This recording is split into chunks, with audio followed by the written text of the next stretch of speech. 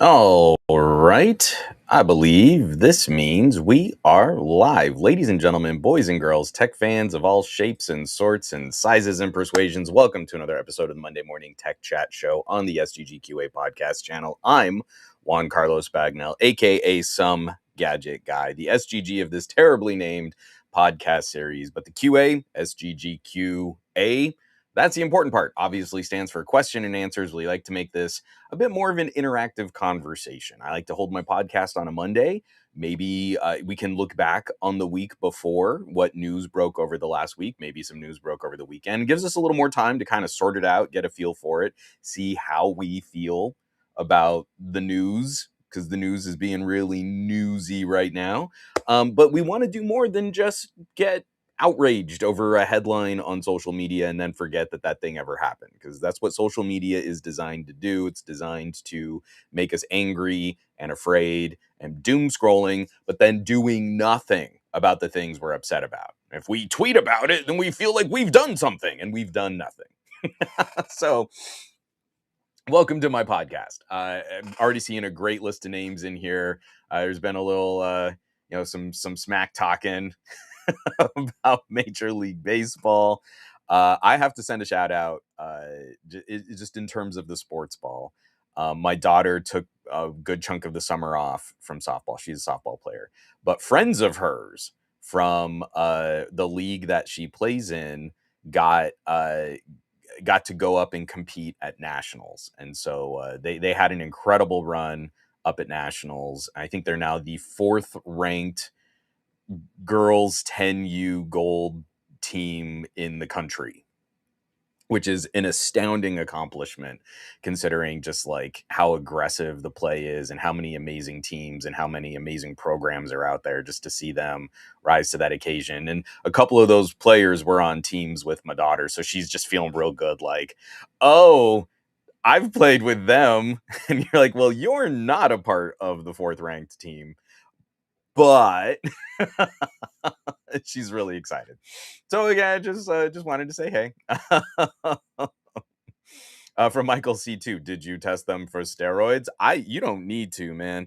I understand why there's all this political division over things like, gender and sports and stuff like that, but there's so much of it that's based on just misogynistic thinking. When you see like, oh, well, girls have to wear face masks and girls have to pitch from a shorter distance. And then you look at the physical development of 10-year-old girls and 10-year-old boys, and you're like, nah, that's misogyny. These 10-year-old girls would be wrecking 10-year-old boy little league teams. Like, it wouldn't be close. In fact, if you wanted your male baseball player to get better faster, you would want them on a 10U girl softball team, because they play so much rougher. Those girls hit hard. I was trying to do the math. We had one girl in WAGs. We had one girl who did break 50 miles an hour pitching, but they pitched from 35 feet because misogyny, because girls are just not as strong as boys, so they get to pitch from closer. The equivalent for a 10-year-old boy at the distance that a boy has to throw in, I think they call it Mustang League out here, would be over 60 miles an hour to hit the same plate speed, the same velocity over the plate. So again, we can sit here and say, oh, I don't know, I don't want boys, girls, oh, kids. Nah, no, let's not overlook that there's a pretty big physical development gap between 10 and 12. And man, do these girls play hard. So I was telling my daughter, like, when I was in Little League, your regular rec team would have destroyed our travel ball team. Like, it would not have been close. Vonnegut Rosewater, did they make the pitching mound pink? Remember, because again, girls have that different pitch and they throw from a closer distance. They don't have a mound. They throw flat. So they don't even get the benefit of getting to throw down. A softball pitch actually has like not a lift to it, but they throw from a level surface with the batter. So again, in all of the expectations and everything that we put on girls, like, it's pretty funny when you see the reality at play. So, happy Monday. I hope everybody had a lovely weekend. We are getting geared up. We're almost back in school. Lex is getting very excited, very anxious. This is her last year of grade school before she'll go on to mid school. And over the weekend, we did contribute to the box office of Spider-Man. Had a really good time watching Spider-Man. My wife and I left the theater, and my daughter liked it too. But my wife and I left the theater going, okay, I think the movie is too long. I think they had two really good ideas for plots that they kind of stapled together, but there is no arguing. Like, this is a very good movie. It definitely deserves the kind of box office response that it's getting. And just, like, I know spoilers here, but just that one scene, and everybody knows what I'm talking about. Spider-Man does that backflip and he looks right into the camera and he says, "It's spidering time." And everyone stood up and applauded in our theater. Was just absolutely bonkers crazy. It's just really, really fun. Sorry, that's such a stupid joke. Was really, really good times. Oh, what's up? Rebecca Reedy saying hi, JC from the Facebooks. What's up, Rebecca? How you doing? I apologize. All my family and friends and folks over on the Facebook, I genuinely never log into Facebook. So, hey, Rebecca, if you want to, hit me up on like email or some old form of communication, love to catch up. Seeing a great list of names here. Sue Lynn, Vonnegut Rosewater, Michael C2, John Gow, Walking Black Bear. Yay, no work Monday. Maybe I'll actually get to sit and watch today. Apparently there's like some kind of, it's like a 3-day weekend or a holiday going up in Canada. Vazico saying, I'm here for the newsy news. We got Lil Wani saying, good morning, folks. We got Jimmy Fire Dragon, hoping everybody's staying hydrated. Ron GKP, happy Monday, everybody. Mountain Dew Lou popped in early just to say hello. Hello, Mountain Dew Lou. Command control device, also real simple. Hello. Sue Lynn was asking questions about what's going on with the private Discord. Sue Lynn just joined the private Discord and just was curious about the etiquette. Every community has a little bit of etiquette, and he wanted to know where to rant. And basically, ranting is all good. The whole Discord is basically built on all of us being cranky tech nerds. Vonnegut Rosewater saying, I follow Major League Wiffle Ball League on YouTube. They just had their first female player ever, and she made the all-star team as a starting pitcher. Sarah Huber. She had a softball background. So again, I'm trying to do the math in my head. I believe there is one softball pitcher that broke 80 miles an hour on a fastball. And if you measure the distance that she threw from, I believe the plate speed would have been equivalent to facing a major league pitcher throwing 95 miles an hour. My math might be a little off there. But what I'm really anxious to see is we also just had our very, very first women's major league baseball game, I think happened last week or over the weekend.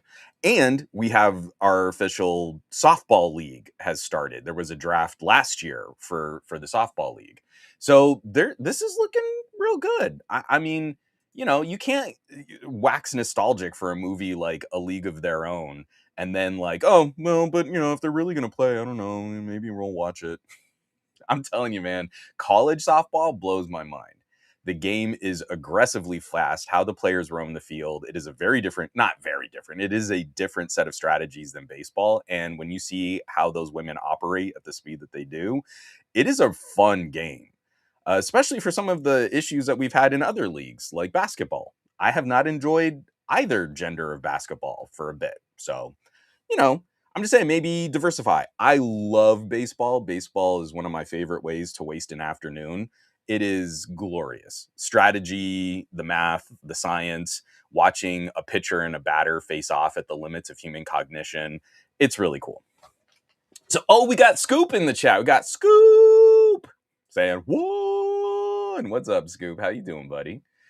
Oh, and Rebecca just jumped back in. All good in the hood. Hells yeah. I love it, Rebecca. I'm just happy to see your name just pop up in the chat. Just made me real happy. So We have a really newsy show, and I'm gonna try to focus a little bit more on the gadget side of it. So usually that's like the second half of the podcast where then I go to like 3 hours of talking, and I can't do that.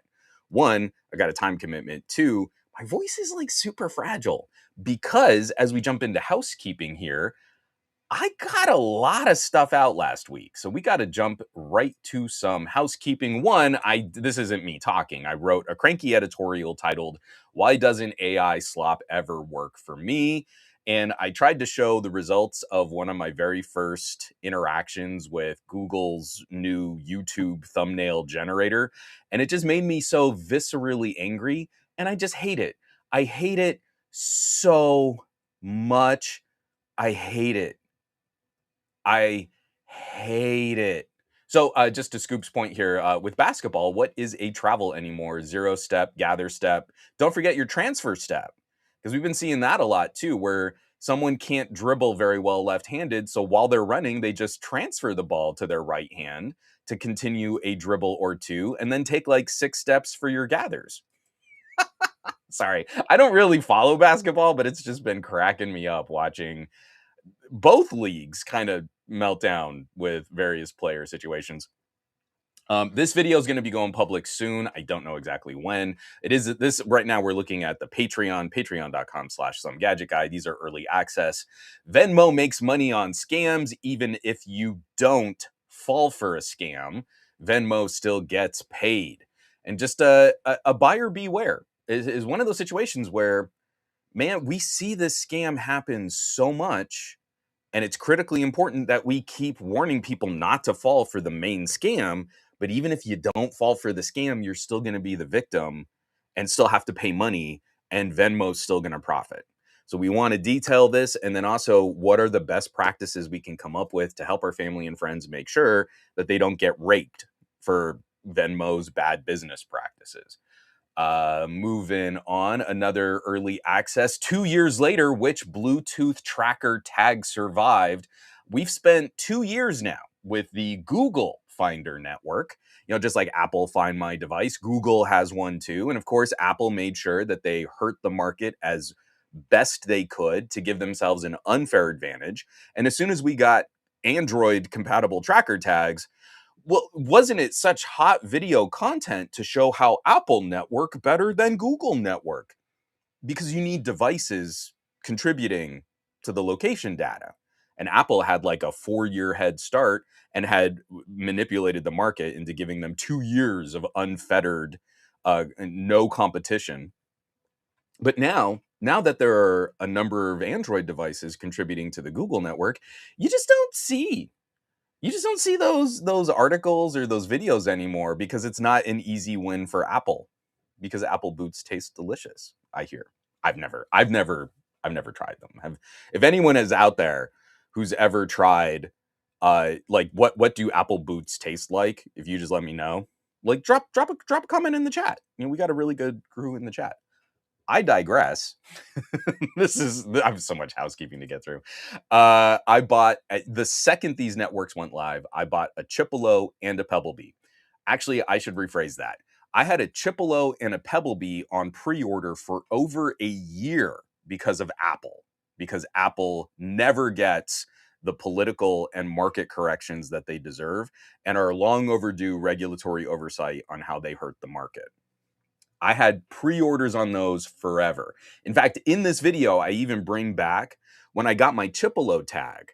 It came with a little hand-signed card from the CEO of Chipolo, sort of apologizing for the delay in getting that tag out. And it wasn't their fault. Is that Google delayed the launch of their network because of Apple. Apple owed us all apologies for hurting the market again for their own financial benefit.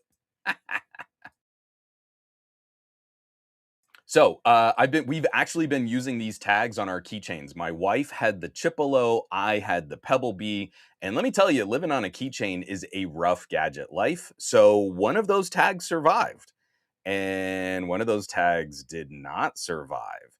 And I believe that can contribute to a conversation about making a purchasing decision on how you might use a tracking tag of your own. and that video will also be going live sometime this week. The videos that did go public, oh, you know what? I'm gonna reverse these. So I'm gonna lead with, I have been having so much fun this summer talking audio, DACs and amps and fancy headphones and gaming headsets, and just evidence after evidence and more evidence that we are in this kind of audio renaissance. And if you're not having fun with some of the traditional tech and gaming stuff, like maybe you're looking at a PC rebuild and it's stupid expensive right now, or maybe you're questioning whether you're going to get another console or some type of gaming device because all those prices are going crazy too. We're going to be talking about Valve and Steam Frame during this podcast, which kind of breaks my heart. Maybe instead, this would be the right time to try other accessories, maybe a face display, and you can have like your own private projected cinema, or maybe you could treat your ears. And I got to spend some time with the Quest Style M18i Max. This is a refresh on the M18. And this is a very fun, but pretty pricey portable Bluetooth cabled headphone driving piece of hardware. If you want the cheapest possible way to drive your headphones really loud and really well, this is not it. But if you're looking at a different kind of character to how the sound is presented and constructed, and you want Bluetooth and good signal reception and epic battery life, and you want that all in a little bit of an aesthetic packaging that's kind of nice, it looks like it lives on your desk next to really expensive premium headphone driving solutions. I really like what the Quest Style does, but I have to acknowledge that this is not a casual purchase. This is not like, oh, maybe I'll just toss like a C note at like something like a dongle DAC. It's not that. It's quite a bit more than that. But it is a very unique kind of experience that I think someone will appreciate if they're looking at driving nicer headphones a little bit better. And speaking of nicer headphones, I did not know if I was going to grab these. The folks at Status Audio sent over. Oh, let me backtrack for just a second. Oh, they're over there on my desk. I don't want to walk all the way over there. The folks at Status Audio late last year sent over the Status Pro X. These are one of my two favorite true wireless earbuds for sound quality. If you want the techiest, best assistant AI earbuds, Status isn't it. But if you want good, not the best, but very good active noise cancellation with some of the best sound reproduction I've ever heard in a true wireless earbud. Like if you care more about what you're listening to than whether or not you're doing the bestest possible at, connecting to phone calls, that's my life. I don't take that many phone calls, but I listen a lot. So my priority is on how good is the listening.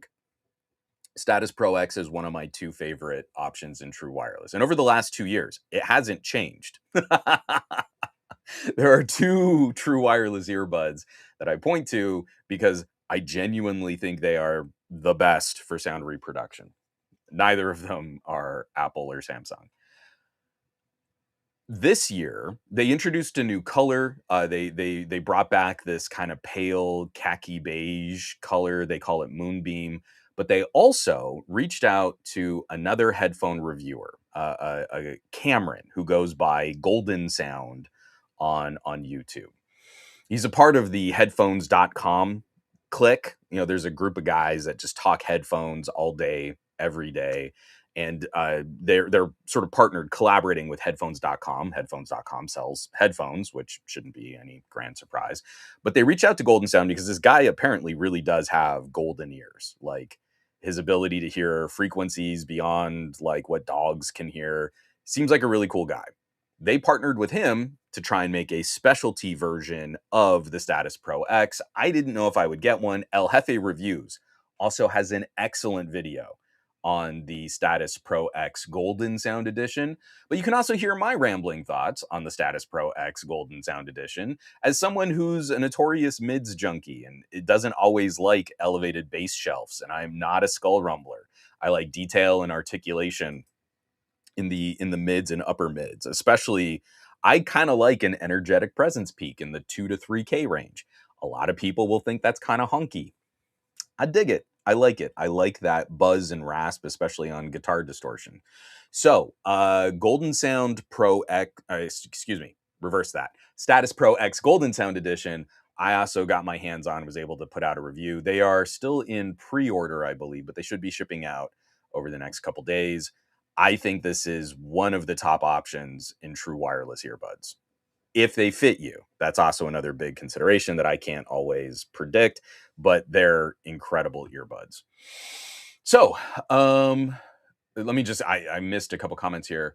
From command control device, generated thumbnails literally make all channels blend together. It's that terrible IMO. I don't know about y'all, but not even just video thumbnails. I've been seeing the exact same Canva style templates for blog posts, for videos, for editorials. You know what I mean? It's like you've got kind of like a Dutched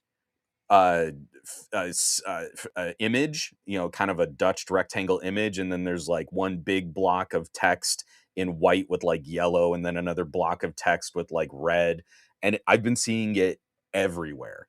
And now it's like I just on a casual scroll, I don't know if that's an article or a video I've watched because all the thumbnails, like command control device is saying, they're all just kind of blurring together. From a typical doctor, I liked your status golden earbud review. What was your other second favorite true wireless earbud? They are a little harder to track down now, but I'm a big fan of Edifier.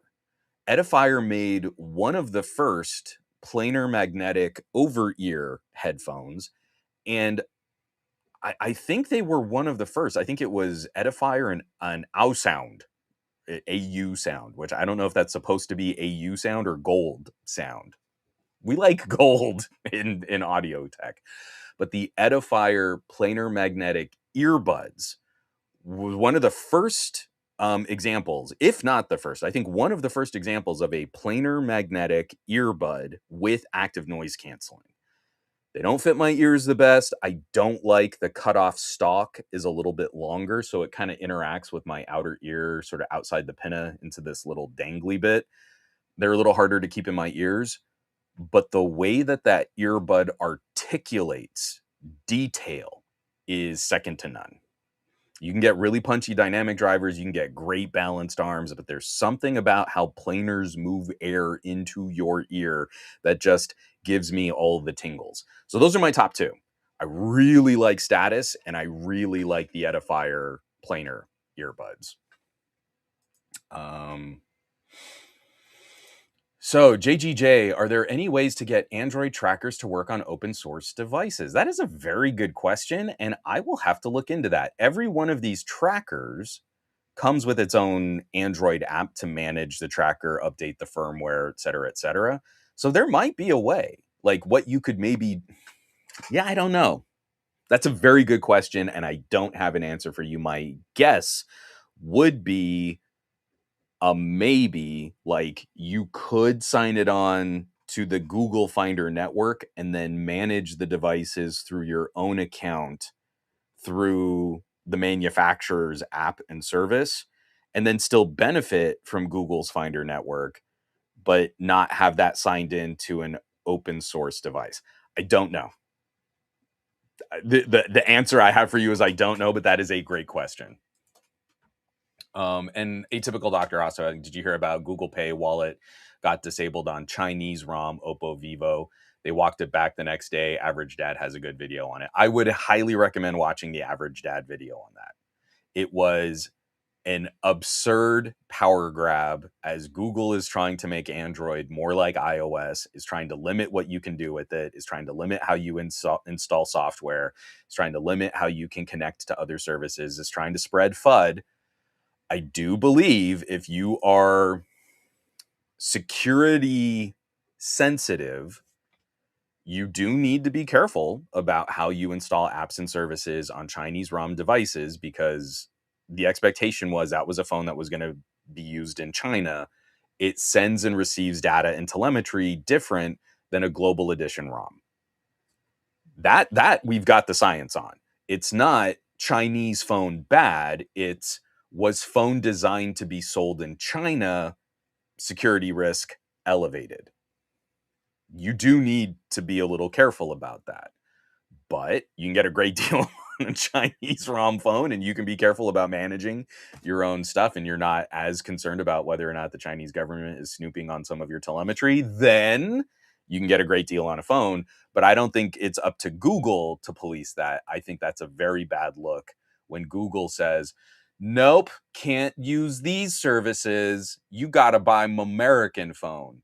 I don't think that's freedom, y'all. I don't think that's, be together, but don't be exactly the same and be alike and all that other stuff. Lil Wani, Apple boots taste like coins because of all them chamfered edges. Remember when chamfered edges was like the design? Oh, I need smaller bezels and chamfered edges. Look at the chamfer on this edge. Look as it catches the light on this chamfer. Oh, it's so good. Oh, JGJ, I've been loving my Between 3 for intense media consumption. That was the last generation of Status Pro. The Between 3 ANC is another very good headphone. Let me get this down. Oh, Georgie's jumping in. What's up, Georgie? First time ever, my fiance agreed to watch the stream with me. So she says hi. Hello, Georgie's fiance. Thanks for dropping by. It's going to get real nerdy. I apologize in advance. It's techie and geeky. And, if you guys have plans, you want to go do something else fun, it's okay if you want to dip out. It's all right.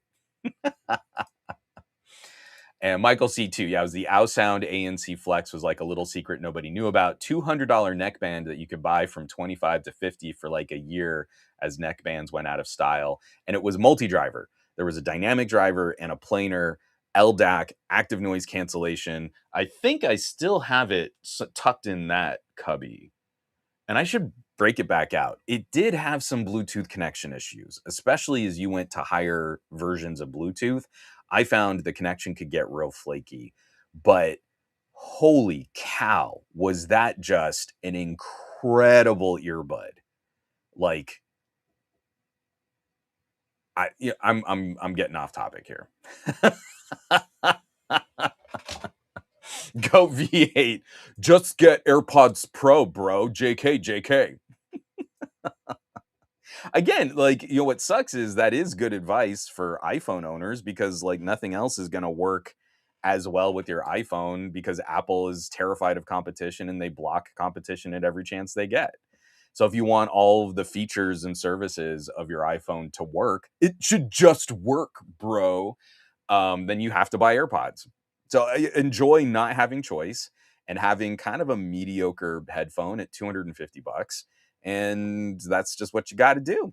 Because if you want better sound quality, that you're not going to get it on an iPhone. If you want more options, you want like good skull rumblers, bass head, articulate, all of those other accessories and devices are going to be hamstrung because Apple limits what you can do.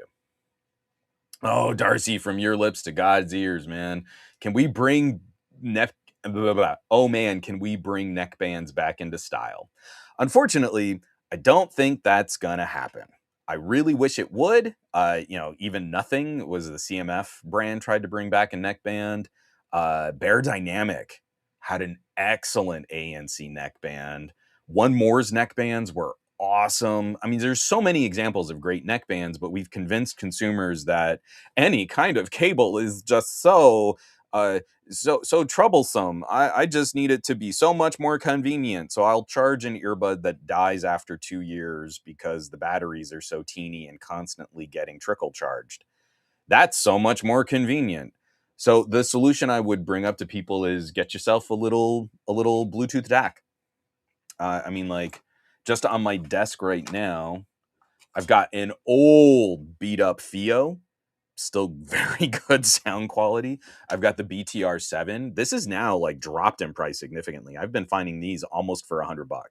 I think I saw one as low as 115 on Amazon. It's not the best Bluetooth DAC you can get, but this thing's a banger. I just did that review on the Quest Style M18 which I thought I had on my desk, but my desk is real messy. Here it is. So the little Quest style, this is a more premium version, but what you can do, it's not going to be the neck band that just kind of lives behind your head, but you can plug in any cabled headphone you want. It's got a little microphone. You can still take calls on it. Turns into kind of like a wireless assisted kind of DAP solution, but I feel unfortunately that's what we're going to have to do to replace the neckband is just go cabled with some kind of Bluetooth transmitter. Really, really good stuff though. Really good, especially for what you can get in a $50 earbud. Whew. Man, I just wish people would understand. We've been selling snake oil in the audiophile space for so long. People are correct to be skeptical, but for 200 bucks, you can get AirPods in there, or you could get incredible IEMs with a great Bluetooth DAC, have money left over, and be listening at a much more entertaining audio quality. So, everything we're going to be talking about, all of the show notes, all of the links, all of the housekeeping that we just went through. It's 9:30. I spent way too long on housekeeping. Everything is going to be available on this week's blog post on somegadgetguy.com. That's where the replays are going to live. And of course, there's also going to be an audio replay, cleaned up a little bit better for patrons, patreon.com/somegadgetguy. And why don't I take a quick sip of coffee just to lubricate the voice here, and then we're going to kick off into some news, and I'm going to run this news. I appreciate comments. If we get great comments, I will stop to chat some of this stuff out. But like I said, I do actually have kind of a ticking clock here and can't stay for too many shenanigans. And I want to spend some good quality time on all the hardware news that's going to be in the second half of this week's show. So 1 second, let me drink some coffee.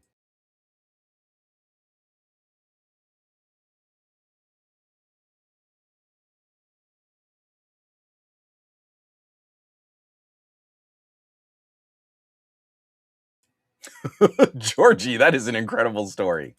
And excuse me, Georgie's fiance. That is an incredible story. Actually, hit me up offline. I actually wouldn't mind talking about that. When I talk about inclusivity in tech, I'm usually discussing things like accessibility. I have a video about headphones for girls, right? That sounds really toxic and mansplainy, but we build to an average ear, and that average ear doesn't really do a good job of including women and children. So it's sort of a self-perpetuating defeat. If we're not building good headphones for women and children don't buy nicer headphones. So men are only buying nicer headphones. So we only build to an average for men's ears. And a lot of men out there get excluded because of that. So we I am not going to spend a lot of time on this because this is another story over at Ars Technica from my man crush, John Brodkin. Trump FCC faces blowback in attempt to police speech on broadcast TV. Conservatives and liberals lined up in opposition to the FCC's attempt to punish ABC for speech that President Trump dislikes. Liberal advocacy groups urged FCC Chairman Brendan Carr to end his attacks on ABC, and conservative groups warned Carr not to set a precedent that would harm conservatives in future administrations. So the momentum as we're leading into the midterms is starting to make conservatives a little concerned about the power grabs that they've benefited from over the last 2 years, because what if liberals get the same access to those types of power plays in all of the regulatory areas of our government? And it is long past time that liberals actually started pulling some of those levers like the conservatives have to undo and fix the damage that conservatives have done to organizations like the FCC. Like, it took the Biden administration 3 years of playing by the rules just to get the FCC properly staffed. That's not okay. We need this stuff working on day one, not year 3. That's bad. So I really want you to read through this article because this has been an ongoing conversation. We've been following this story as everyone likes to say, "Oh, I don't want to talk politics," and "Oh, both sides, politicians are bad." But when you vote conservative, you end up with regulatory capture. People use organizations like or regulatory commissions like the FCC and the FTC against citizens. The FCC should be upholding policy that supports the First Amendment, and our FCC currently is trying to harm networks that publish speech that the president just doesn't like. There is a significant difference in the tone of policy from one side of the aisle to the other, and it is consistently anti American when we talk about conservatives. John Brodkin has a great write up with tons of links that can walk you through this entire debacle of watching our government try to police the speech on ABC and CBS, why John Oliver is only getting a 1-year contract renewal, and we're seeing him pop up in soap operas because that dude's got to work, got to feed his family, got to make money. Totally get it. But we might lose him as a political adjacent comedy commentator because, conservatives are all about the free speech of comedy now. Comedy's back because of the conservatives, unless you're not trying to pick on minorities. If you're just trying to make fun of people in power, oh boy, howdy, is comedy not back. So this is an excellent write-up on the series. But again, this is why voting, and if you're a techie, voting liberal is so critically important. You want to complain about how RAM is crazy expensive right now? Guess what? That's politics. You want to cry with me that the Steam frame is probably going to be too expensive for me to pick up? That's politics.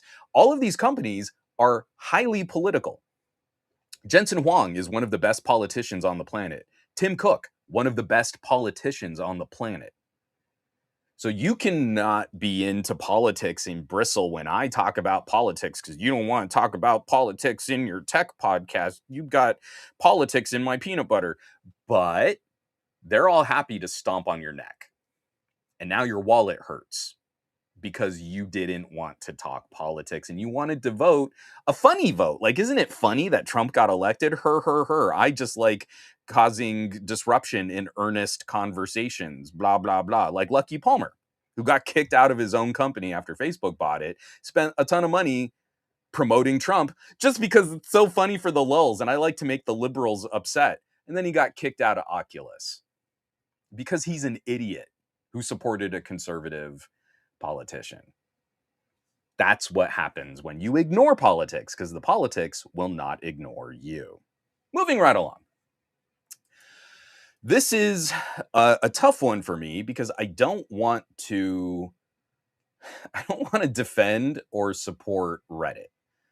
The CEO of Reddit has been trying to emulate a lot of the business practices of Elon Musk over at Twitter.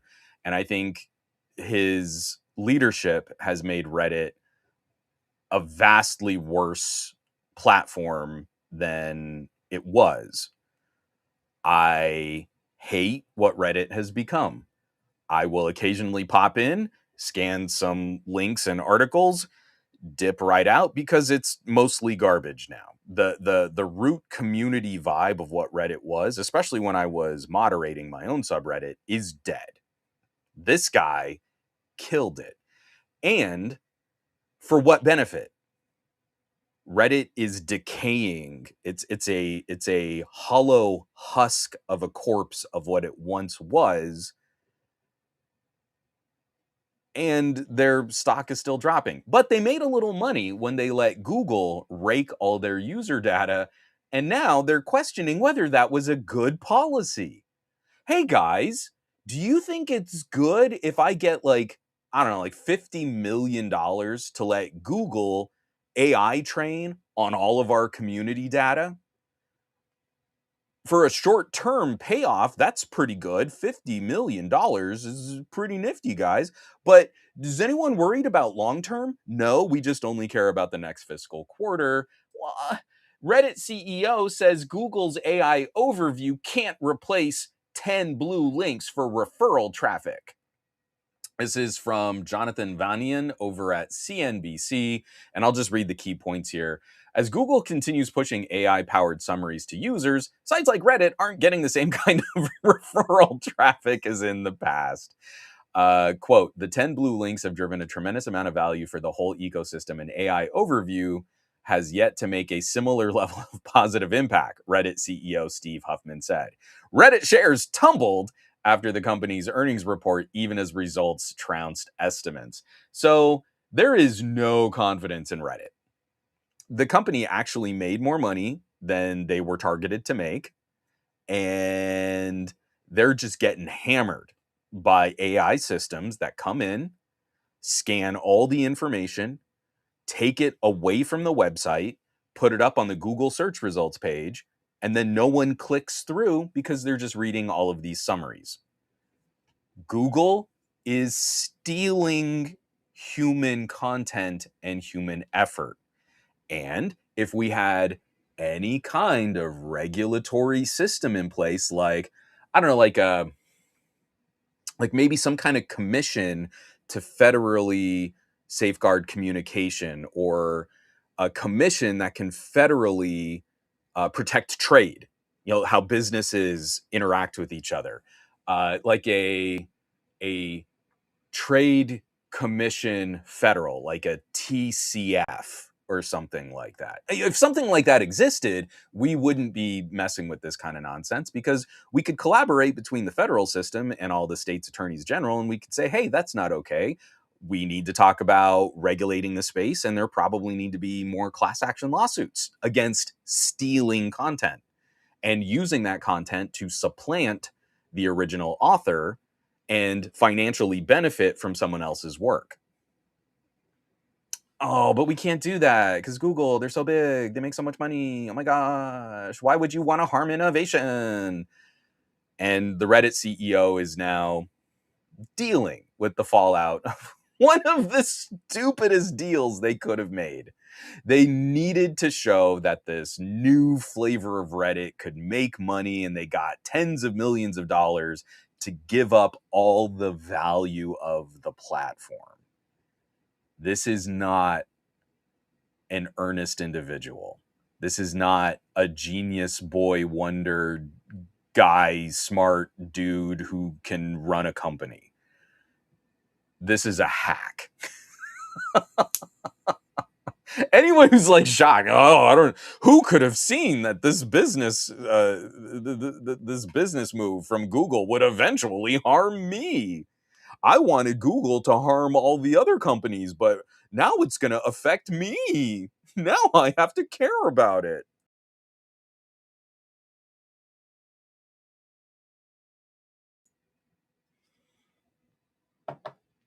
Oh, John Oliver in soap operas though is a bit though. Ha ha ha ha ha ha. I just I love the bit, and I think he should do it. I think John Oliver on soap operas would be amazing.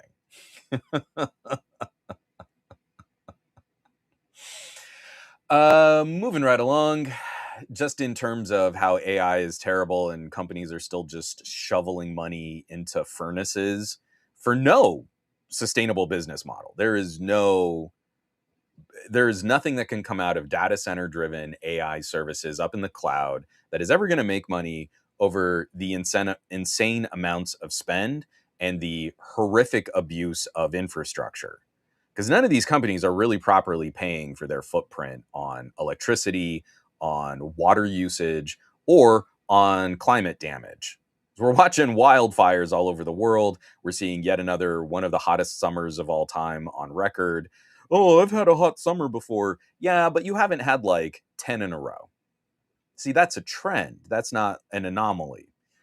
It is nice to know that there's at least some kind of financial examination and pushback. This is written up by Victor Tangerman over at Yahoo Finance. I think this was originally published. Oh, it was. It's up there at the top. It was originally published from Futurism. Mark Zuckerberg's pivot to AI is blowing up in his face spectacularly. Earlier this week, the social media company announced during its second quarterly earnings call that it was raising capital expenditures from 125 billion to at least 130 billion. A clear sign that it's not taking its foot off the pedal. Yet, amid renewed concerns that the tech industry may be nearing the edge of a cliff, thanks to its obsession with building out enormously expensive data centers without a clear path to profitability, investors sent back a clear signal in return. Meta's shares nosedived following its announcement, plummeting over 11% over the last 5 days alone. So this is after Mark Zuckerberg's metaverse play. They renamed the company after the metaverse. It's not the Facebook corporation, it's Meta. Again, this is not some boy genius wonder kid. I know it's Wonderkind. It's a Ted Lasso joke. This isn't some genius business make money smart dude guy. This is a narcissist who is desperate to land another trend. That he had his finger on the pulse for one idea on the early days of social media by creating some really toxic websites. And he hasn't really delivered anything since. To date, I believe this company has burned, with almost nothing to show for it, burned over $100 billion on metaverse investment.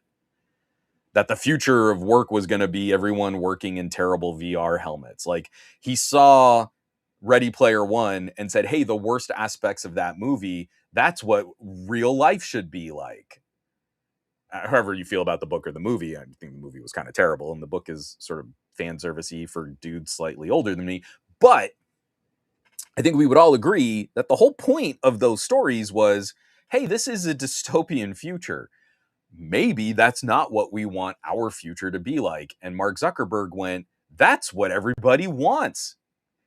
And this whole division is still hemorrhaging money as we're starting to relabel Meta glasses as abuse glasses. There was another link. Someone shared it on the Discord about the backlash to Meta glasses. I found someone sharing a video of a guy who likes to operate on the Meta glasses so people can record surreptitiously without any notification that they're recording with, a camera on their face. And this is exactly the kind of abusive model that Facebook is kind of fine with. Getting more personal data from people is sort of their business model. So at least the tone of this coming from a financial writer on Futurism, but also republished on Yahoo Finance, is another one of those indicators that these types of reporters are feeling more comfortable saying negative things about the AI bubble that is making the stock market look so healthy.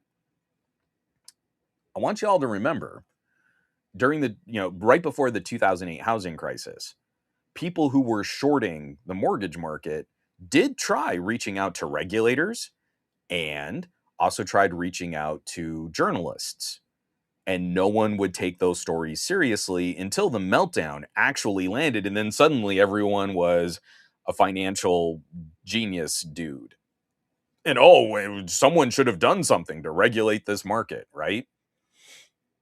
It is a very bad sign for the AI bubble if we're starting to see stories like this now at sort of peak AI spend.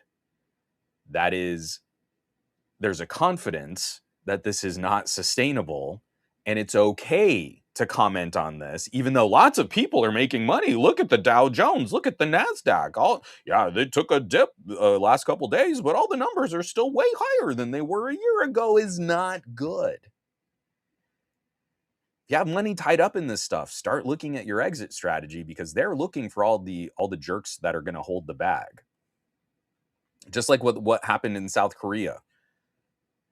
They love it when they can get a whole bunch of people, get their money into this stock market, fluctuate the stock market through a whole bunch of chicanery. Then all those people lose their money in the stock market, and rich people got to eat up their ownership for pennies on the dollar. Stock market takes a massive plunge, they swoop in, they generate the value again, and then those stocks are back up high again, but all the people lost millions of dollars. All of the real people and all of the corporations and all of the rich people are laughing all the way to the bank. It is going to happen here at some point. This is not a sustainable market. And when it craters, it's going to be on taxpayers to bail everyone out again. Just like with these tariffs. That's going to move us to the next story. This is not unique. Lots of companies are getting to benefit from this, but I love this picture because if you don't want to talk about politics in your tech, then why is Tim Cook such an aggressive and active politician? Here he is in this photo shaking hands with President Trump.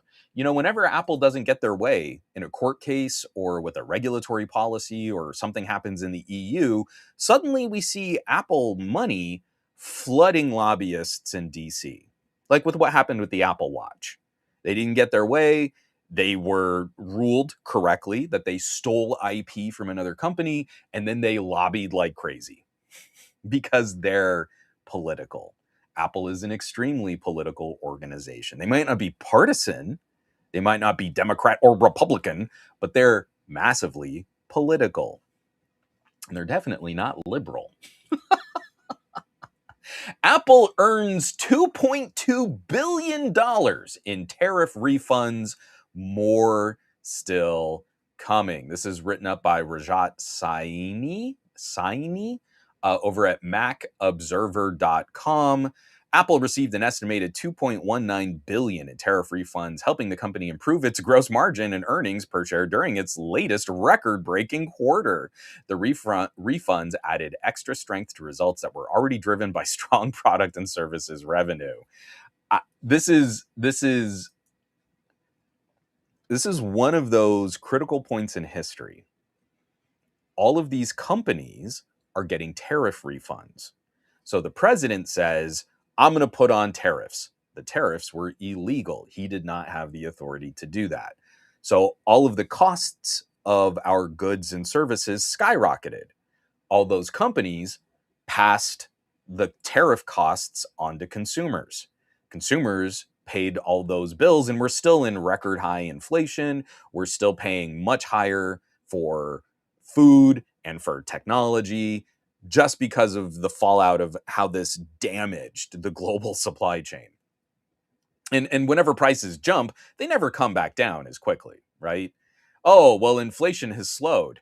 Yeah, and prices didn't go down. They're still going up. They're just going up slower. Great. So then we do finally push back against these tariffs, and, well, the tariffs weren't legal. So now we've got to refund the businesses all the money that they spent on the tariffs. But they passed those costs on to consumers. Well, because it was a political thing, that money has to come from the government. So taxpayers are paying the tariff. Apple just got $2.2 billion from US taxpayers because of the tariffs. Now, I would say Apple did an okay job of eating some of those tariff costs, buying components ahead of time. They have a massive stockpile, their ability to manufacture. Tim Cook, again, going into China and India and other areas for preferred manufacturing deals, second to none. He is one of the world's best politicians. Incredible. But we still saw price hikes. You still paid more for Apple gear, Apple services. There was an inflation of the Apple tax because of all of this that went down. And now our tax dollars are going to pay that bill off. Consumers don't get any kind of refund because their gadgets and services got more expensive. We're not going to get a refund because our food got more expensive. We're not going to get a refund because RAM is unattainable now. We're not going to get a dime, and our tax dollars, instead of going to fund healthcare, instead of going to repair bridges and roads, we are going to give these companies more money after they charged us more money. We get to pay twice. And when this AI bubble bursts, we're going to get to pay it all over again, too. It's great. The system works. Oh, Simon says Hypno. I'm not saying Oracle are cooked, but they'll be the first of many to burn. Oracle is, I think, one of the canary in the coal mines for me. Watching Oracle just get hammered, massively. They laid off 20,000 people recently. Their spends are just unsustainable. Like the amount of money they're putting into infrastructure, they're gonna crater. And when they do, a lot of other companies that have been sort of propping Oracle up are gonna get hit hard too. I think Oracle could be the first domino. So we'll have to see. And Michael C2, yep, we're definitely going to have to bail out so many of these AI companies. And after what happened in the financial sector and the housing market, we've got to aggressively hit the streets and tell elected officials that if a dime of public money goes into any of these private companies, we own them. They don't want to take public money to assist in their AI course correction. Absolutely fine. They can go on their own, but they have their hand out and they need tax dollars. We own that business. It is ours. It's socialism, right? They want socialism whenever they screw up capitalism. So the transitive property of socialism is that we own whatever the public money is going to. We should own all of those banks. That's going to do it for news. Again, just getting cranky and political as per usual. I'm going to keep pointing it out. If you hate what's going on right now, you need to make sure that no one MAGA ever gets elected ever again.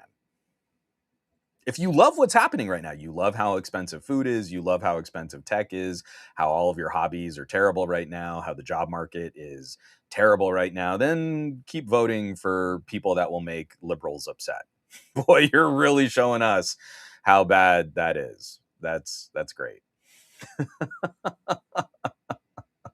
I mean, it's like I'm tired of debating it. It's like since the W administration, since Reagan in my lifetime, there's been a very clear track record of one side of the political aisle is sort of centrist and ineffectual, and one side of the political aisle is actively and aggressively waging class warfare to extract all of the value out of the lower and middle class to the benefit of rich people. And we still keep playing this game like, oh, but both sides suck. You're like, well, no, that's never been true. It's never been true. And I blame a terrible educational system that doesn't really teach history as much as it just shovels American exceptionalism propaganda into people's mouths. That's what you were raised on, and it sucks. But it doesn't have to be that way. You can make an effort to contribute in earnest to a political process that has no problems wrecking your life. Sure would be nice. Let me take one more drink of coffee here, and then we are going to move on because we've got some chip news that I think is going to be really fun. We've got some VR headset news that's going to be really sad. And then I want to wrap it up. Is this the year of Linux on the desktop? A phrase that I have heard my entire adult life. Is this the year that Linux is going to take off? I'm sure you all have some nerdy thoughts on that too.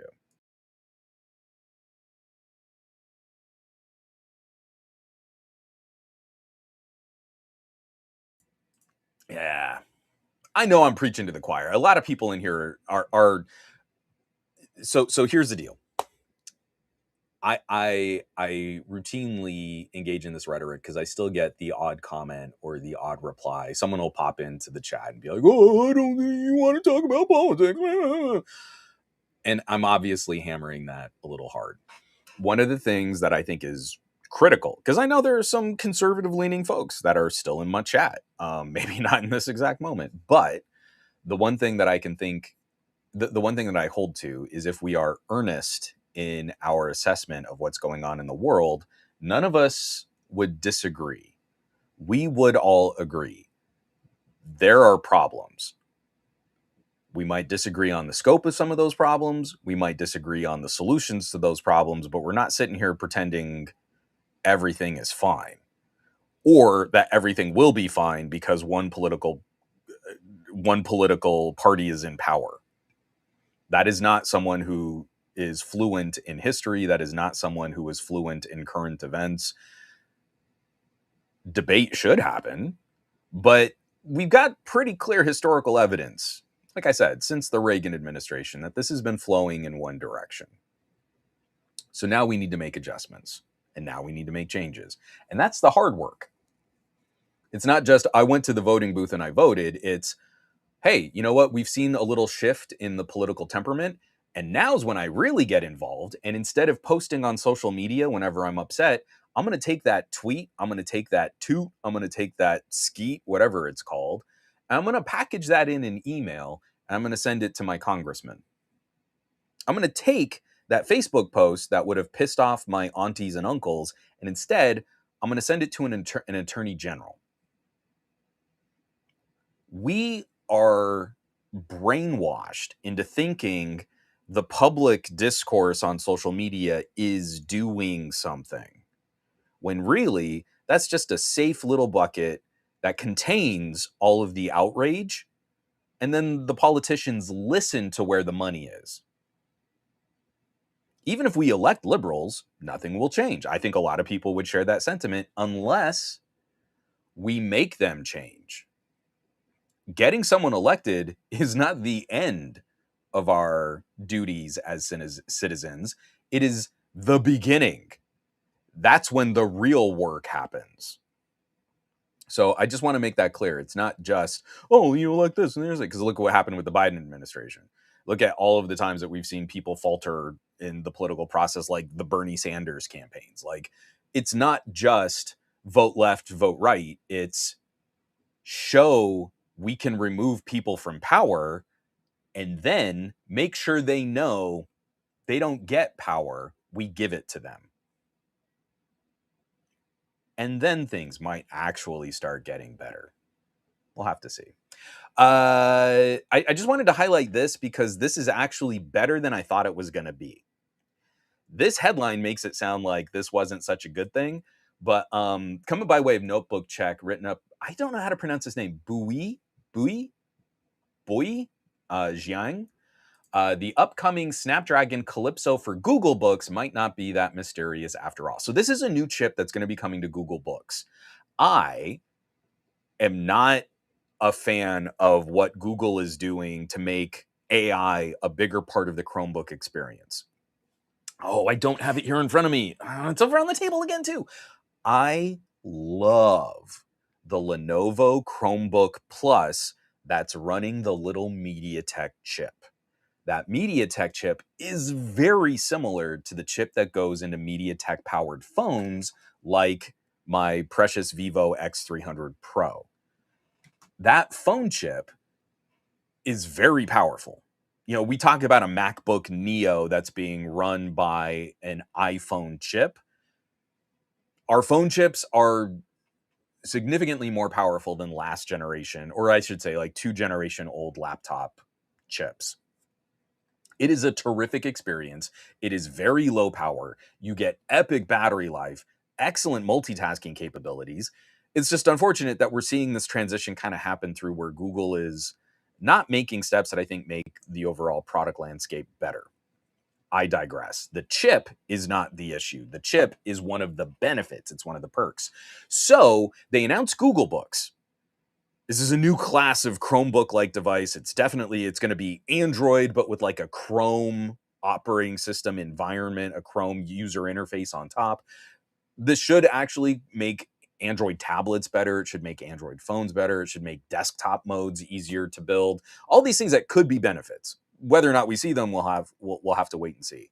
But when they announced the Google Book, Intel immediately jumped in and said, hey, we're going to be supplying chips for Google Books. And I bet you it's going to be the equivalent of their 3 series chips, the Core 3 or Core i3 or whatever they're calling them these days. But MediaTek and Qualcomm also jumped in. So this article is making it sound like this isn't a cool thing.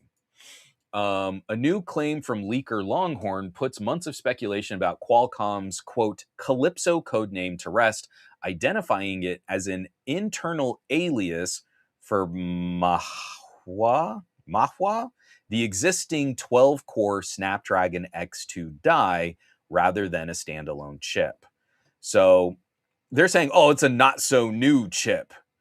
This is a 12 core. It's part of the X2 lineup. It's not an X2 Elite or an X2 Elite Extreme. The new Chromebook bound codename was never a distinct SoC, but merely another label for a chip already known by multiple names and shipping at retail. And that's kind of what's in the Lenovo too. Yes, it's called a Companion, but it is excessively similar, exceedingly similar to what's in a phone. It's probably almost exactly the same chip, just a couple components that are disabled. Like you don't need a 5G radio on this Chromebook because there's no option to buy one with a 5G radio. Folks, when Google Books came out, we were in this chat.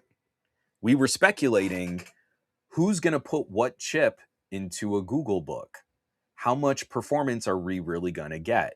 The whole conceit of the Google Book is that it will be a slightly more expensive Chromebook, and all of the manufacturers partnering on Google Books are trying to do the MacBook Neo thing, where they release, maybe it's an underpowered computer, but it's built nicer. You see, when Microsoft did that with the Surface Book Go, techies and tech reviewers said, it's not powerful enough. Yes, it's built nicer than most student performance systems, but who would buy a nicer built computer that's a little underpowered? And then Apple did that, and all of those same reviewers went, now Apple did it right, guys. Don't you see? Apple gave us what we always wanted, an underpowered system that's built a little nicer. And then Google just ran off copying Apple because they could have been in this market this whole time. They had Chromebook and Chromebook Plus. No one has any market innovation until Apple reinvents their business model for them. Microsoft could have been dominating in the space this whole time. Look at all of the ARM chips that Microsoft could have been using.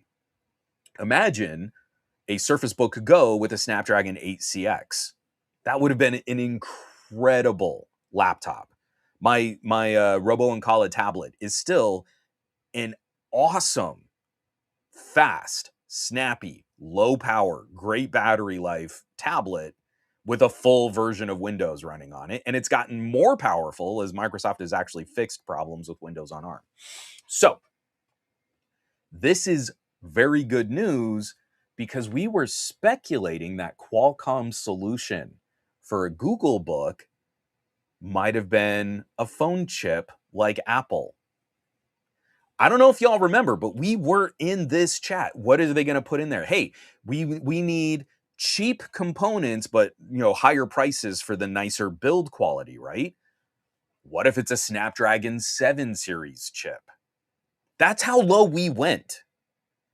That you could be spending, $700, $800, maybe $900 on a Google Book that, it's okay if it's underperforming because you're going to do everything up in the cloud with all the AI. All you'd really need to do to drive it would be to slap in a Snapdragon 7 series.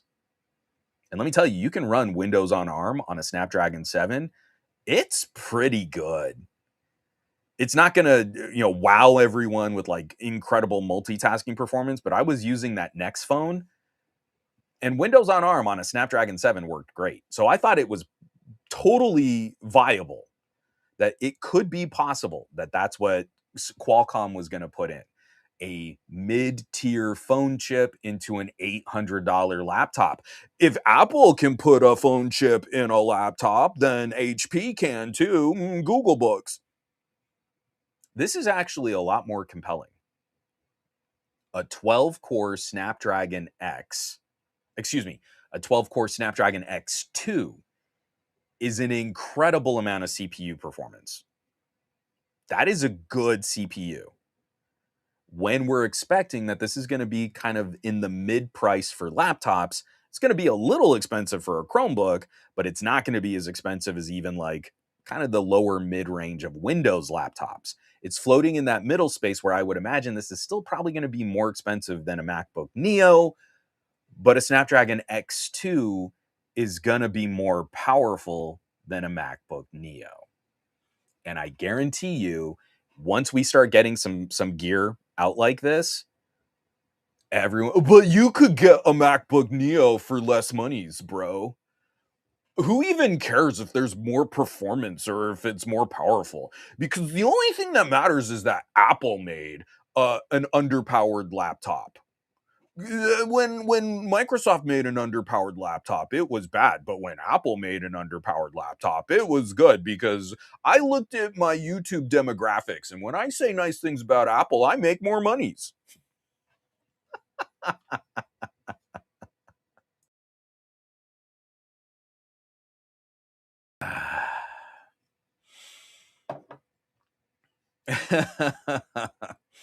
Oh, from Peppermint Petty. I keep screaming from the rooftop that in order to save physical media, Sony and Rockstar need a boycott. A week is not enough. We have to crash them.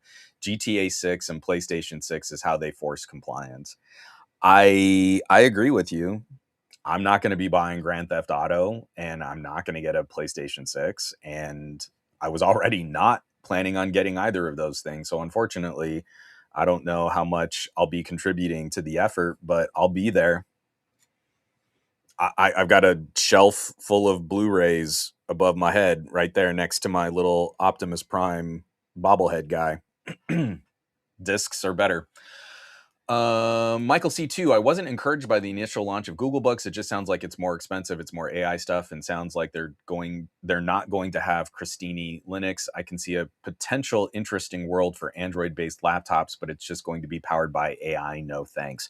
I am still of the mind that with Windows on ARM and now with Google Books, thanks to Apple showing us that ARM computers can be real computers too, people, even though folks like in our chat have been screaming about this for years now. Um, I'm still confident that with more hardware out in the ecosystem, this first wave is going to be frustrating. We're going to have NVIDIA's flavor of this. We're going to have MediaTek's flavor of this. We're going to have Qualcomm's flavor of this. Eventually, we're going to have a Google Tensor flavor of this. It's going to be a mess. But with more hardware out in the ecosystem, hardware that gets much better performance per watt, that is very good for consumer interests, it's going to be more locked down.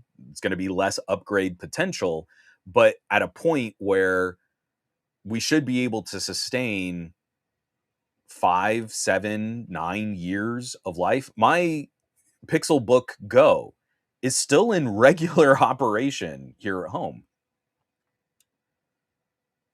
With more hardware out in the environment, it is going to be more likely that we'll start to see improvements to Linux, to improvements to updates, support.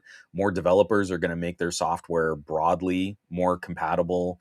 At some point in my lifetime, I'll see DaVinci Resolve running on a Chromebook. Someday. It can't happen if Chromebooks are only Intel Core i3s. That's never going to happen. But a Google Book running a Snapdragon X2 could totally run DaVinci Resolve. Now we're getting somewhere. We've got to have this type of access and these types of opportunities at a scale where it makes sense for developers and for people who work on Linux to take this all more seriously. From command control device, Windows on ARM is better than Windows on x64. It has been for a solid 6 months or so. I'll add to that. I feel like the most important improvements to Windows performance have come to ARM first. Audio driver support, performance profiling, definitely more aggressive. It's gotten real good. And yeah, you're still going to have issues with like company software that was legacy coded for x86 systems for like Windows 7. Sure. That could still be a problem. But man, there's so little separating the experience on ARM versus Windows x86. The emulation has gotten to a point where if you had a slightly older x86 laptop and a new ARM laptop, emulating is still going to be better than using the old laptop. From Walking Black Bear, Windows on ARM is legit real world ready unless you're a gamer. And you've got to clarify that even more. Gamers are having a great time because you've got an amazing performance per watt. And especially on Snapdragon X2, we finally have a decent, not the best, but a decent integrated GPU. I can play RoboCop at 70 frames, at 70 FPS, and it looks real good. That's real good. That's UE Engine 5. I'm having a little trouble with Senua's Sacrifice. You know, like Hellblade 2, it stutters more than I'd like. But we are head and shoulders above the experience that you would have on a Steam Deck, and we're punching well against the more expensive, like the $1,000 handhelds like the Asus ROG Ally. And that means I can take my Asus laptop and play games and not have to carry a laptop and my Steam Deck.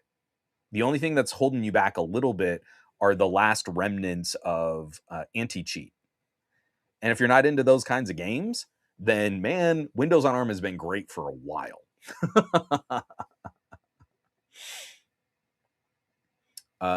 From Sisters97, I still use my X1 Elite laptop as my daily driver. Love it, other than the one time I had to do CAD work for a throwaway course.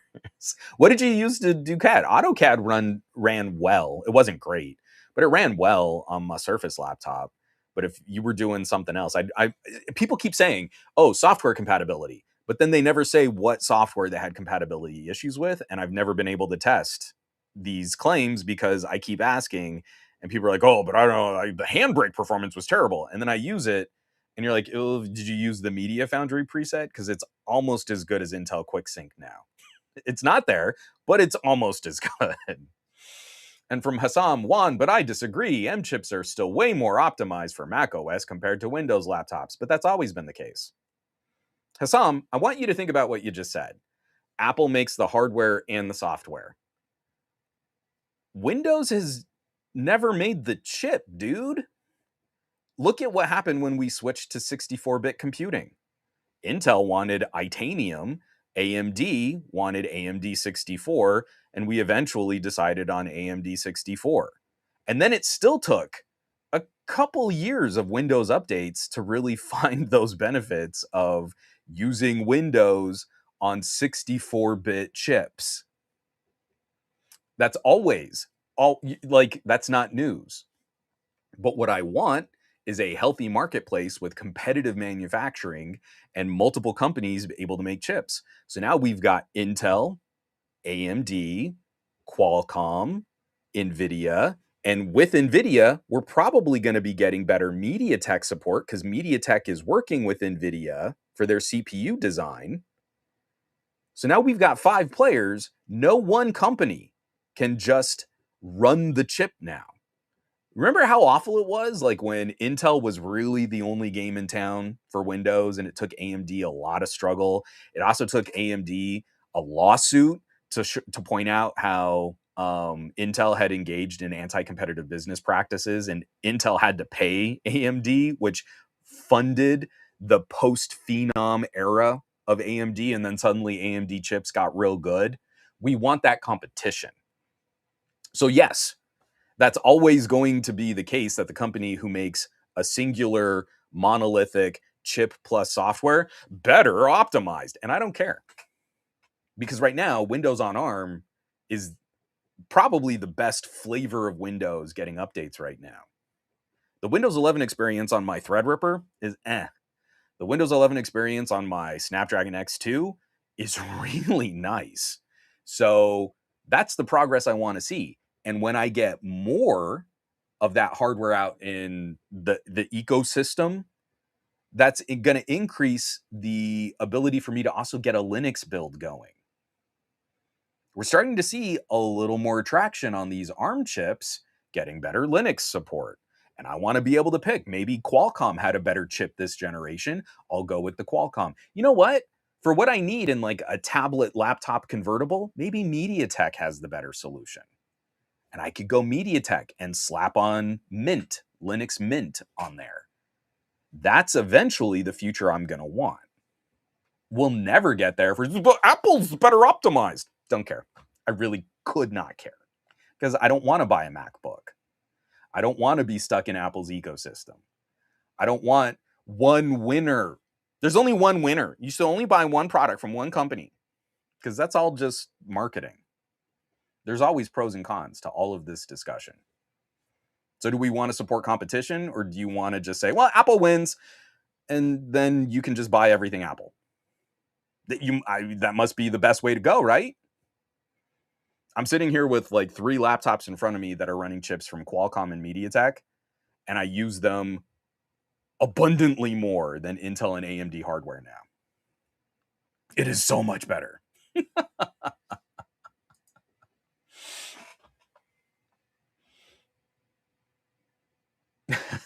Walking Blackbird. That reminds me, I need to install Resolve Studio on the XPS to test that out. It's still a little behind on the rendering, but I love the performance on my Asus. So hopefully the Resolve performance on your Dell goes well too.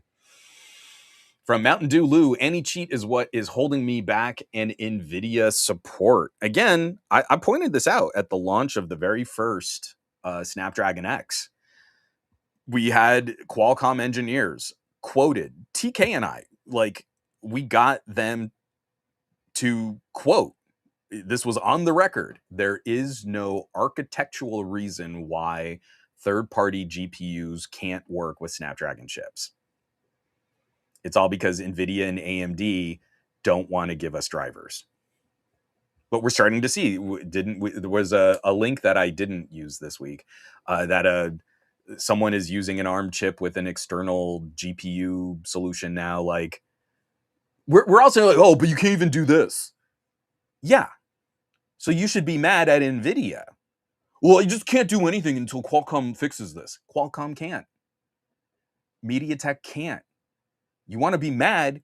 Go be mad at NVIDIA. There are plenty of reasons to be mad at NVIDIA. Maybe you should add this to the list.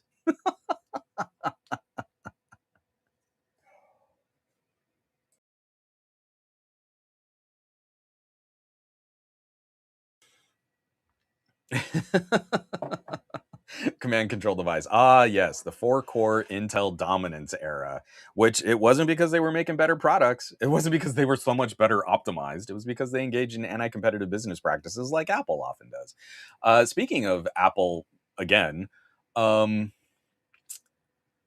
you know, for those of you who just want Apple to win, because I'm sure there are some people in this chat that are like, yes, Apple and my portfolio is tied to Apple stock and they should always win. Um, yeah, the best way to make sure that there is no other competition is with this current trend where RAM and storage prices are going through the roof and the silicon prices are increasing too, and motherboards are getting more expensive and CPUs are getting more expensive, is really that consumers should just never own anything. I think NVIDIA would really love to never make a consumer GPU ever again, and you can just lease access to a cloud computer. But you see, we can't jump immediately from hardware that lives in front of you on a desk with, things that you can interact with and control and own. We have to have a middle step. We have to have a medium step between you own the things you buy and you own nothing. And Apple is helpfully making sure that that future becomes a reality with their new program, Apple Upgrade. This is coming by way of Mark Gurman over at Bloomberg. Apple is reinventing itself as the world's biggest subscription provider, not subscription for services, subscription for all the computers you own. You will never need to buy another MacBook, y'all. Why would you buy a Mac? Don't buy it. Perpetually lease your computer directly from Apple. Isn't that the best way? Isn't that what's the best thing to do? You should just give Apple money for the rest of your life. And then you could probably get to a point where you don't even need to buy a Mac mini. You could just buy like an Apple TV. And then you plug your Apple TV into a monitor and it takes you to a cloud. And then, you know what? You could save money, you see. Do you really need like a Mac Mini Pro Max edition or an Apple Studio? Well, no. So pay them less to get like the bare bones performance. And then when you need more performance, you could pay them more for your subscription to get the mostest performance.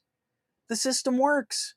There are going to be so many people coming out like, hey, this is going to be such a great program for like your aunts and uncles. Because, you know, like what they really need is to know that they're always getting like the best updates. And now, you know, because owning a computer is so expensive, guys. It's so expensive. Do you want your auntie to spend hundreds and hundreds and hundreds of dollars on a new computer when she could just pay money forever? So you're going to go to a subscription. It's already being kind of twisted and framed. I want you to think, when has lease in perpetuity ever been a consumer benefit? I know there are some people where it works for cars. I'm not one of those people. I have really enjoyed not having a car payment for a long time. My cars still run. I need to get rid of one of them and we need to get to an EV. And I keep saying this and we just still haven't pulled the trigger on buying an EV. But after a point, I have a drivable vehicle that I am not paying money into anymore. So the lease isn't the right fit for my family, for my family's needs. We're gonna sell all of these consumers because it's Apple. And Samsung is going to jump on board and copy this. And eventually Google is going to try and revise. Remember, Google had that program where if you do this, you can get the next version of the phone at a cost savings. And then they shuttered that program because Google isn't really the savior in this. They're just another $1 trillion corporation. Apple making this step first should be yet another massive red flag that how consumers are going to be treated and the fallout from the AI bubble bursting is going to be really bad. We can't just go back to the way things were before AI. NVIDIA won't allow it because Jensen Huang needs more mock crocodile jackets, you see. It's going to get vicious. And they're going to force these types of services and subscriptions because they'll want to keep all of the prices artificially high to float the cascading effect of AI decimating the stock market. I am not an investing advice giving individual, but I can't see any permutation of this now. For years, I've been saying, hey, what I really hope is we can find some way to sort of slow the descent and use data centers, repurpose them, find these other solutions for this kind of raw compute power. And it could be this massive consumer benefit, massive humanity benefit. And I don't see where that can happen because the egos of billionaires will not let that happen. And the conservative politicians backing the egos of billionaires are going to make sure that this is all as terrible as it can be for us. But they're gonna make it sound like such a help. Guys, it's so good. Isn't it so good you don't need to buy things no more? That's what we're in for. So, but I mean, like, get real upset that, like, you know, Windows on ARM isn't as well optimized or something. I don't know. From Walking Blackboard, yay, they get to sell the same hardware over and over, just like the used car market where leases, one takes the hit, dealer gets it back and then sells it again. The system works, it makes more money. From Mario Bros, what's funny is this is what happened to most companies when it comes to maintaining their own hardware and software. Think of how people just offload daily tech maintenance, think websites. We don't have a good consumer education system. We don't teach people about technology. We only spoon feed them marketing, expect them to know how stuff works, but then give them these types of contracts and services and cell phone analogies. And it's just like, you know, getting your phone. Every 2 years, you're going to get a new phone, right? So then why do I care about 6 years of software support? again, you have to live in all of these grotesque hypocrisies to follow this market and think any of it's rational or earnest. Oh, Vazikosi, remember the Hackintosh? From Mario also, corporations perpetually rent out their platforms and tech because they don't want to in-house these things.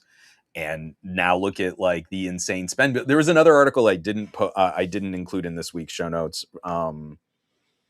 Amazon, I think, did something like they didn't put limits on their AI code token usage, and just like in a month did something ridiculous, like burned millions and millions of dollars on petty little AI code things that they shouldn't have been spending money on. And again, we've said this in the chat, the cheapest AI will ever be was 2025. AI is going to get increasingly more expensive from here. So you can look at anything that's usage based today is the cheapest it's going to be in, for the foreseeable future. It is going to keep getting more expensive as we look at how much does a token cost. Yeah, thank you, Michael C2. I couldn't remember. It was called Pixel Pass, and it was a terrible value because, of course, it was. Because none of these programs are ever really going to be consumer benefits. They're going to keep you on the hook, make you convinced that this is the best way to always get that new device feeling every other year, and consumers are going to get raked. Because at some point you will have owned that product, but you're still going to be paying for it. Michael C2 says, how long until this is the only way to get a phone? Unfortunately, that's how most people buy their phones in the United States. You see all these people walking around with Galaxy Ultras and iPhone Pros and Pixel Pro XLs. I would say a startlingly high number of those people genuinely couldn't afford those phones. But they can kind of afford spreading out $40 and $50 a month payments for 3 years.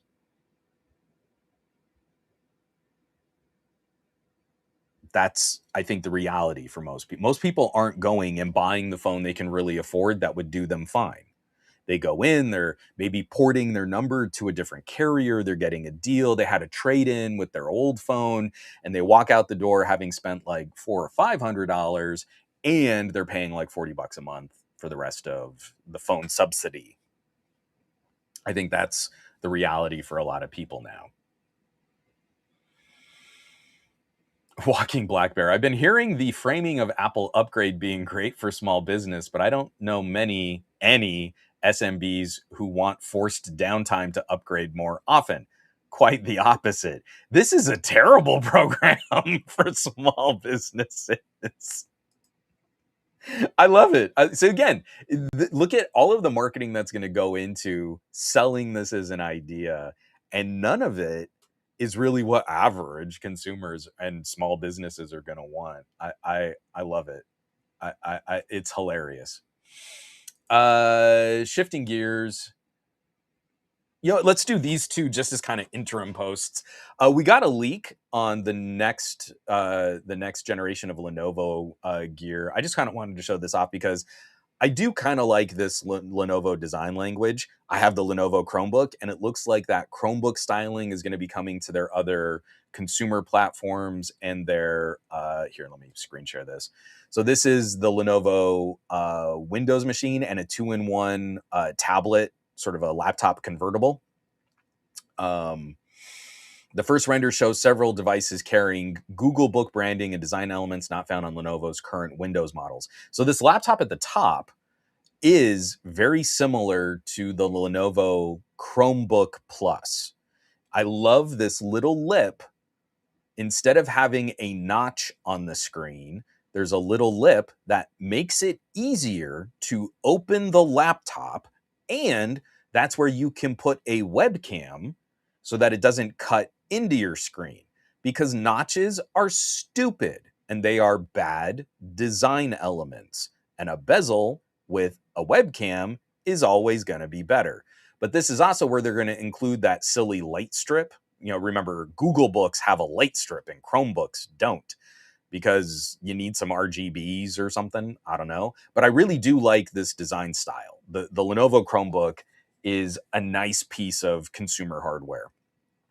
I still haven't played with any of their detachable tablet keyboard products in a while. So I'm going to see if I can start poking around.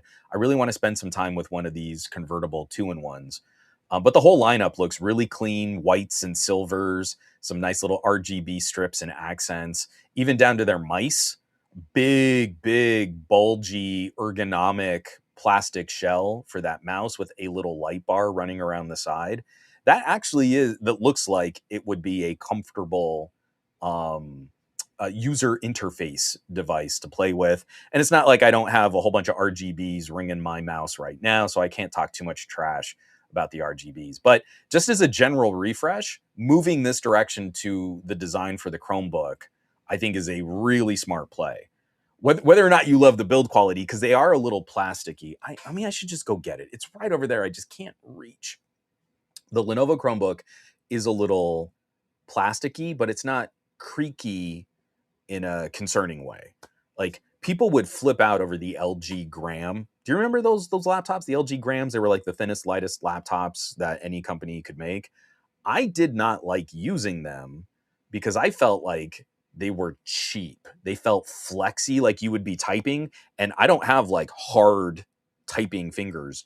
I'm not hitting those keys with a lot of torque, but you would see like the tray just totally dipping on regular typing. Didn't love that. Lenovo's hardware doesn't feel cheap like that, but it is a little lightweight, plasticky. It is a little more like what Google was trying to do with the Pixelbook Go. It's nice, but it's a little less expensive nice in that middle area. I am way over describing all of this.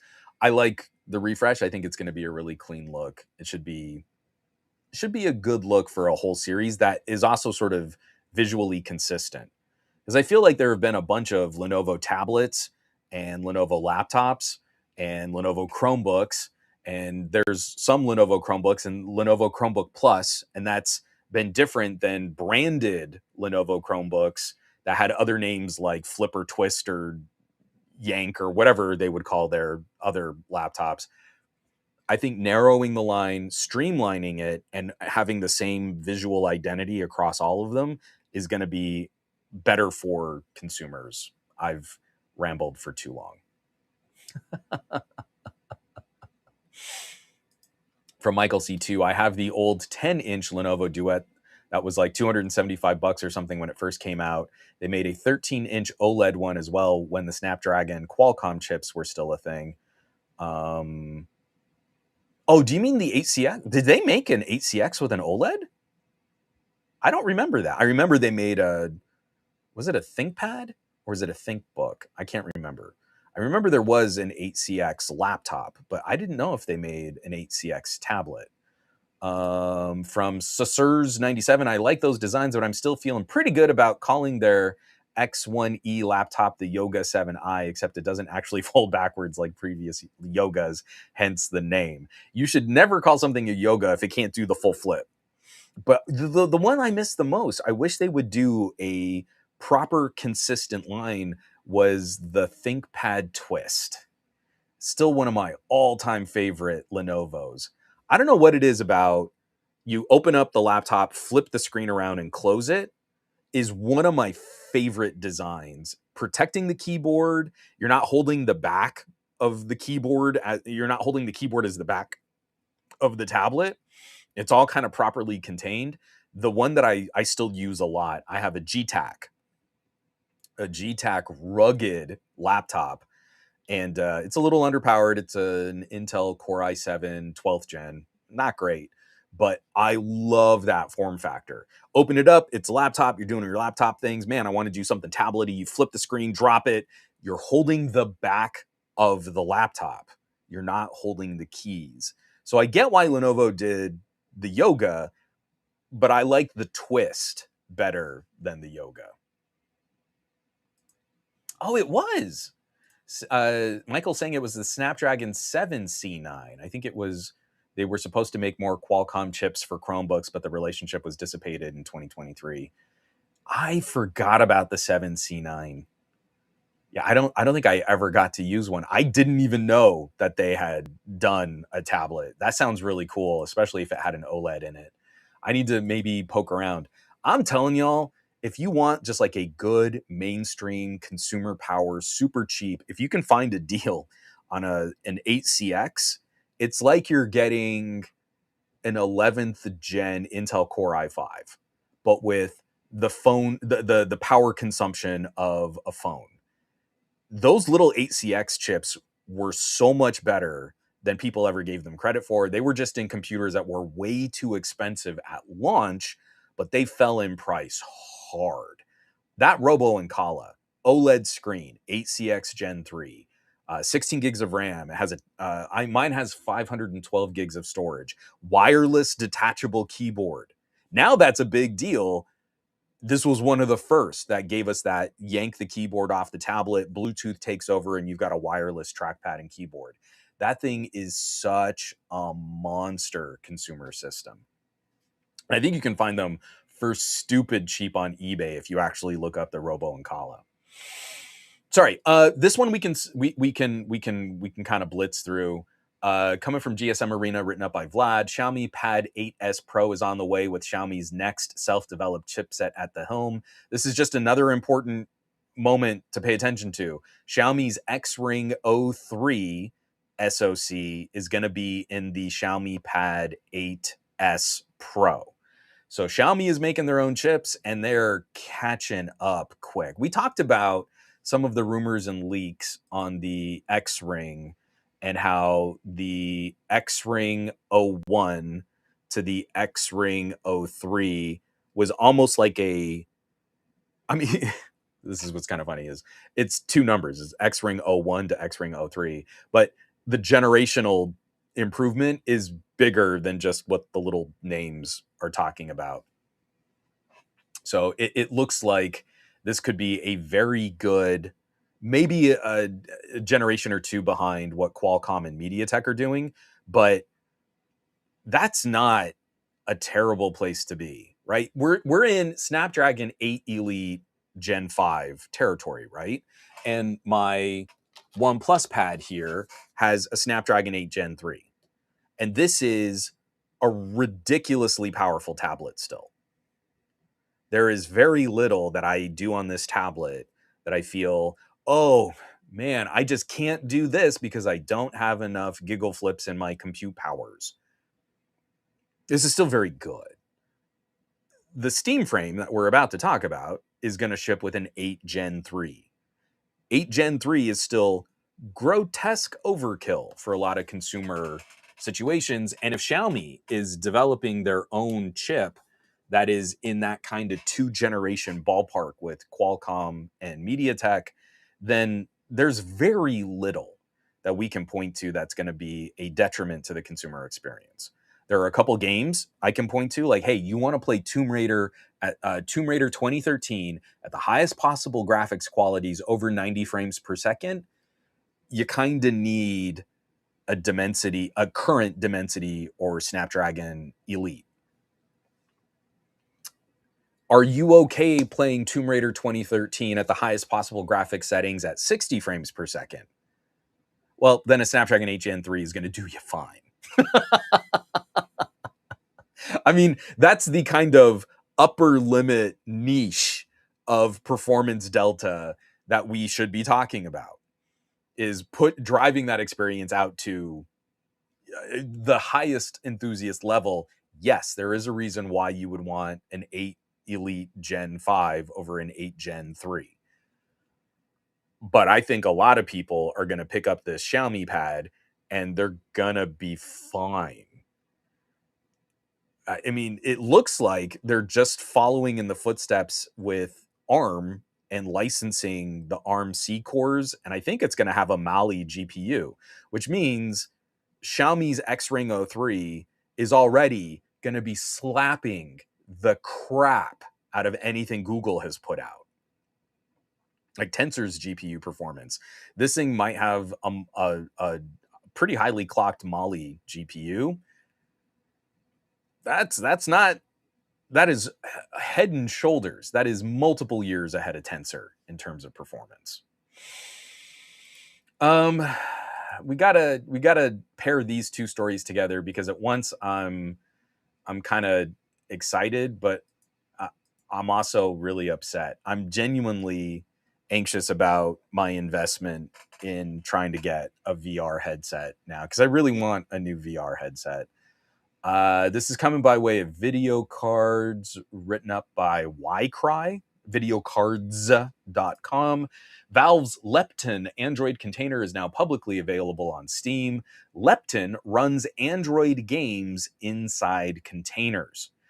This is a really cool, sorry, Valve has publicly released Lepton through Steam, giving users access to one of the main compatibility components developed for Steam Frame, FEX.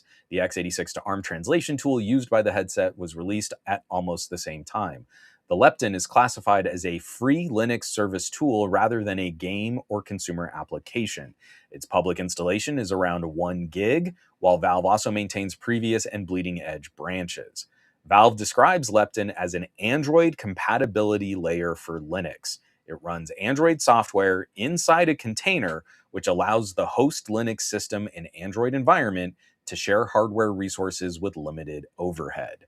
So, this is exciting because we want to see the bidirectional nature of computing. It is stupid and it is tech influencer ignorant to act like a different shape of computer is different. This is a phone computer and only do the phone things, and laptop computer only do the laptop things. Computer's a computer. Software comes out for a certain kind of platform. What we want to see is those artificial limits, the barriers between phone, tablet, laptop, desktop start to erode. We want to see someone put out a really killer game for Android. It happens, maybe. Can I play that on my Steam Deck? Well, we're going to start building these containers, these emulation tools. So if a game comes out on Android and people want to play it on Linux PCs, you can have a very easy translation moving from from Android to Linux. Just as we've seen how good the emulation tools are for Windows PCs to Android. Remember the first time I started showing games like Tomb Raider 2013, it wasn't the native Android version of the game. I was playing the PC version of that game above 60 frames per second on a Snapdragon 8 Gen 3. That was totally doable. And it wasn't like, oh, I had to hack my mainframes. It was, I installed an app that was a little container and I put the PC game in the container and I could play it on my Android phone or tablet. We want to see that bidirectionality. And what's happening with Steam Frame being run on a Snapdragon 8 Gen 3, we're going to see that cross-pollination. I should be able to put on a Steam Frame, install an Android-based game, have it play just like I was running it on an Android device in a big picture view on my VR headset. Likewise, I should be able to get a Windows PC game and just like I can with Proton on a Steam Deck, play it directly on this ARM chip that is demonstrably more powerful than the chip that's in my Steam Deck. Both directions. Android games to Linux, Windows PC games to Linux, all running on a very power efficient ARM chip. So that's the good stuff. The disappointing stuff is I think my upper limit for how much I'll spend on a Steam Frame might be getting passed. This is coming by a notebook check written up by Adam Corsetti. And reporting on a leaker, Tyler McVicker is saying that the estimates of Steam Frame coming in at $1,100 for the cheapest configuration might be too low. There is increasing data to suggest that because of memory pricing and storage pricing and just the silicon prices kind of creeping up too, that not only are we not going to beat the Valve Index VR headset price. That Valve Index was a $999 standalone, companion VR headset. Sorry, when I say that, I mean the Index was a VR headset that required another computer. And to use the Index, you spent $1,000 on this headset and then had to plug it into a pretty beefy PC to get the full benefit of using the Index. The Steam Frame, they were aiming for a price below the Index, but the Frame could play games on its own. You didn't need to plug it into another PC, but you could if you wanted like better graphics processing, or if you wanted higher resolution, higher fidelity. If you just want to run a game like Beat Saber that doesn't need a ton of fidelity, then you could probably run it just off of the local processing hardware in the headset. They were aiming for a price below the Index. They wanted it to be less than $1,000. Now we're kind of looking at maybe $1,100 for the cheapest configuration. Some putting that estimate higher, above $1,500. $1,500 was my cap. If this VR headset comes out above $1,500, I just don't know that I can justify that purchase. And that makes me so crazy sad, because I want something else in this space that's not tied to Facebook. HTC was not getting it done. I was not motivated by any of the HTC products. Samsung copying Apple for a let's float a tablet in space in front of you isn't interesting to me at all. I want a gaming-centric device that has wide compatibility, lets me install the software from the storefront that I want to buy from.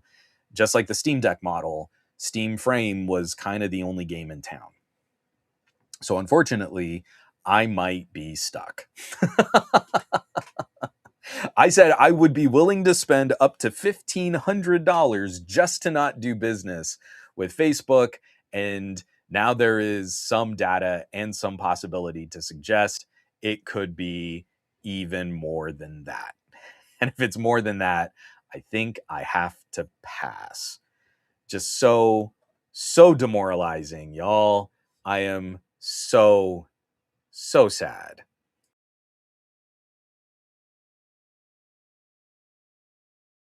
I missed a couple comments. Let me just kind of backtrack here for just a second, and then we'll wrap up talking about Linux. I mean, I feel like I did a pretty good job of like, this started politically dense and then just got nerdier and nerdier.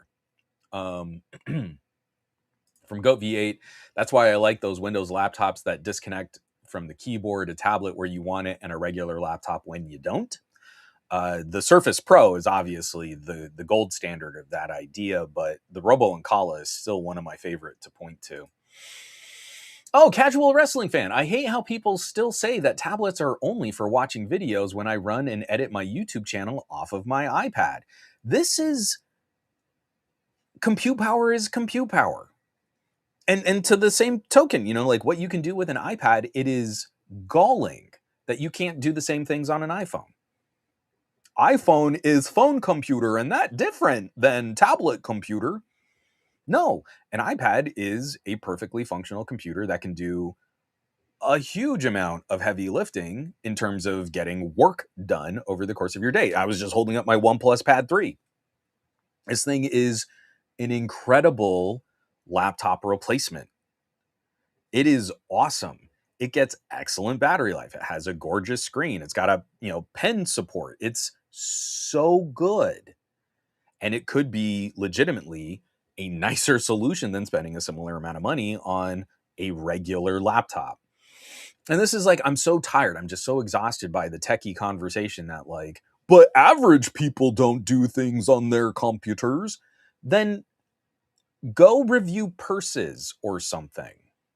Get out of our way, because it would be so nice if we could spread this kind of information. Every time I show people what I do on my phone, it's like I blow minds. It's like they're slingshotted years into the future. Hey, here's some video editing software. I can shoot this, clip this together, did super slow-mo in 4K. Isn't that cool?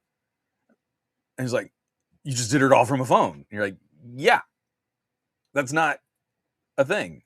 Yes, I know, like CapCut and LumaFusion and all these apps. You should try them. You have an iPhone Pro. It's the $1,300 phone in your hand right there. maybe try doing anything on it. Yeah, Walking Black Bear. One of the things I loved about the old Asus Transformer Android tablet laptops, man, I got to like, you can go way back on my channel, and I did. I spent a little time reviewing the Transformers, and I always wanted one. I would have to send them back to Asus, but like, man, it killed me every time I did. Just again, such a great idea ahead of its curve. JGJ, Tim Sweeney hates Linux gaming, hopes Steam eats his lunch.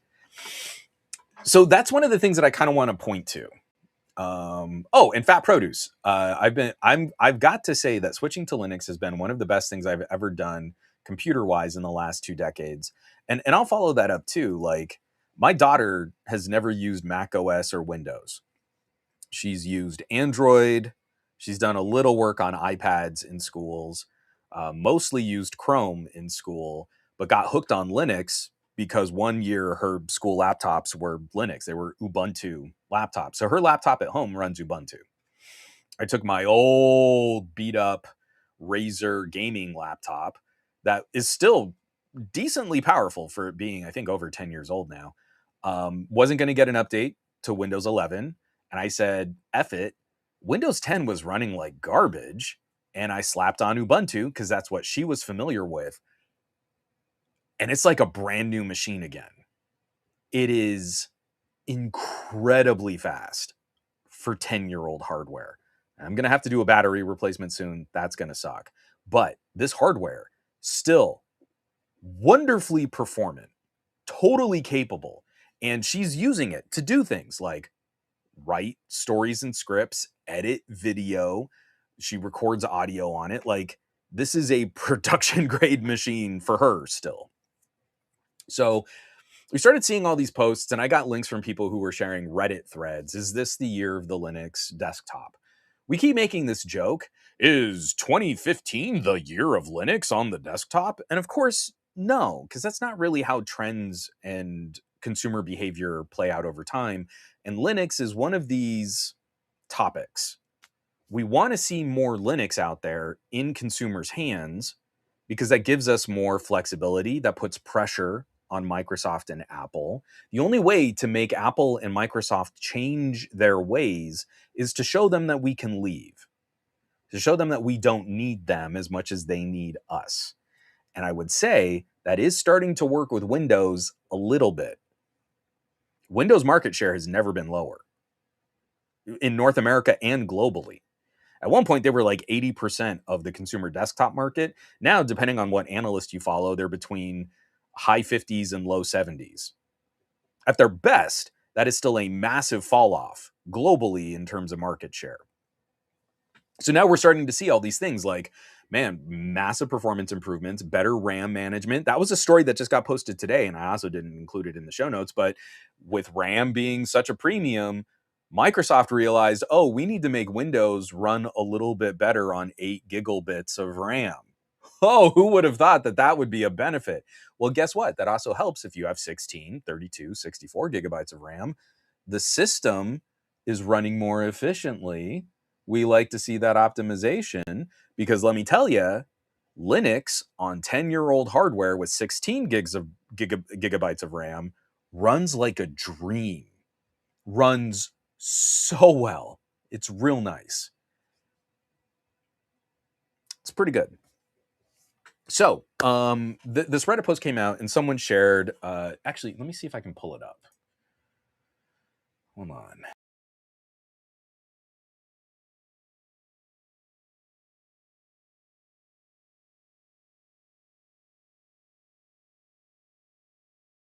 Sorry, that took a second, and I also got a drink of water there too. So I did have the Reddit post that someone sent me. Let me screen share this. Linux desktop market share has hit over 10% in North America, but unfortunately, what they're showing is a screenshot from Stat Counter. Global stats: desktop operating system market share, Windows 57.54%, OS X 21%, Mac Mac OS 8.6%, Chrome OS 2%, and Linux 10.65%. So that number made me very excited. Maybe I ran off to my private Discord and shared a screen grab of Stat Counter. I went to Stat Counter and I verified that this was what Stat Counter was seeing. But even then, I had to take a step back and realize like that's not really what Stat Counter is tracking. They're not a reliable resource for computers that humans are using. And one of the giveaways is the split between Mac OS and OS X. I do believe that, especially in North America, Apple is closing in at roughly 25 to 30% of the desktop computer market, laptops and desktops. That to me is accurate.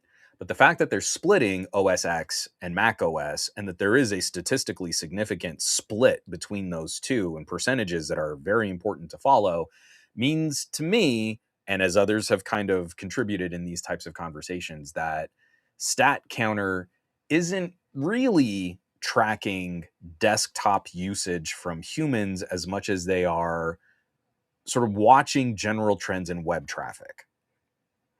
And unfortunately, for those of us in this chat, this isn't going to come as too much of a shock or a surprise. This does contribute to some of our dead internet theory conversations.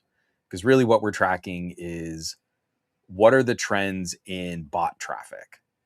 What are the trends in AI agentic traffic?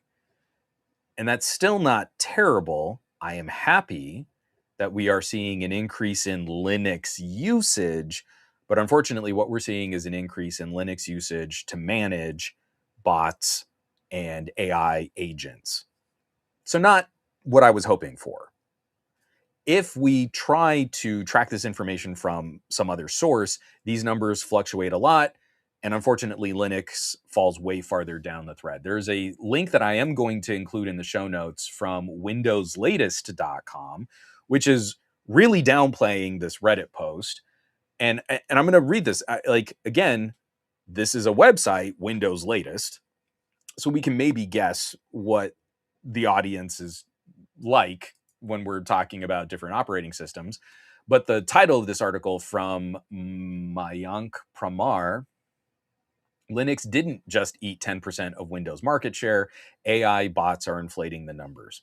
So they go through this Reddit post, they share the exact same screenshot that was on that same Reddit, and they discuss this difference. If we see a split between OS X and Mac OS, we're really tracking a different metric than what this data is being used to claim. From the article, for those unaware, StatCounter is an analytics platform for web publishers and developers, and it allows webmasters to monitor traffic to their sites if they prefer not to use Google Analytics or other options.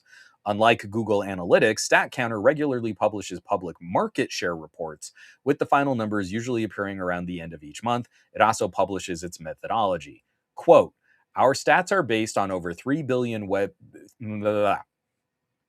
Our stats are based on over 3 billion page views per month to over 1 million global websites.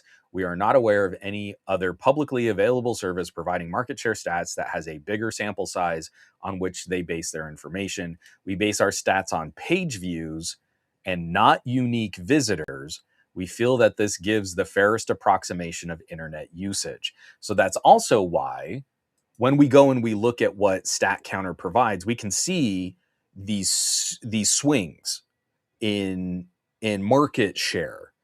Because like if a website gets really popular and they see a spike in traffic, StatCounter is managing web traffic, not unique hits. So let's say you've got a bunch of bots on Linux hitting a number of popular websites, you can inflate that traffic. You're going to see a lot of individual hits, but you'd be seeing more individual hits from the same number of bots. It's imperfect. If we try to use something else to track this, like Cloudflare, Cloudflare has a public radar that we can check out too. So I fired up Cloudflare just to kind of see where we're at, and normalizing for North America on desktop systems over the last month, Linux clocks in at 9% of requests. But Cloudflare does try to filter for automated bot and AI traffic versus human traffic. So I can come up to bot class, I can click on that, and let's just track the traffic that is likely generated by actual humans. So I'm going to click on likely human, and we can see like these spikes in traffic to different websites didn't really change significantly, but when I come back down, Linux is 5.8% of requests to the websites that Cloudflare is monitoring and viewing. So this is still ultimately pretty good news. This is North America. North America hasn't pushed the same kinds of initiatives that we've been seeing at the government level throughout the EU. In Europe right now, we're seeing the very first steps towards governments walking away from Windows and Mac OS and switching over to Linux systems, also helpfully spurred on by the Windows 10 end of life, end of support, because there were a ton of computers that are still functional systems. They didn't want to have to upgrade hardware to get an update to Windows 11.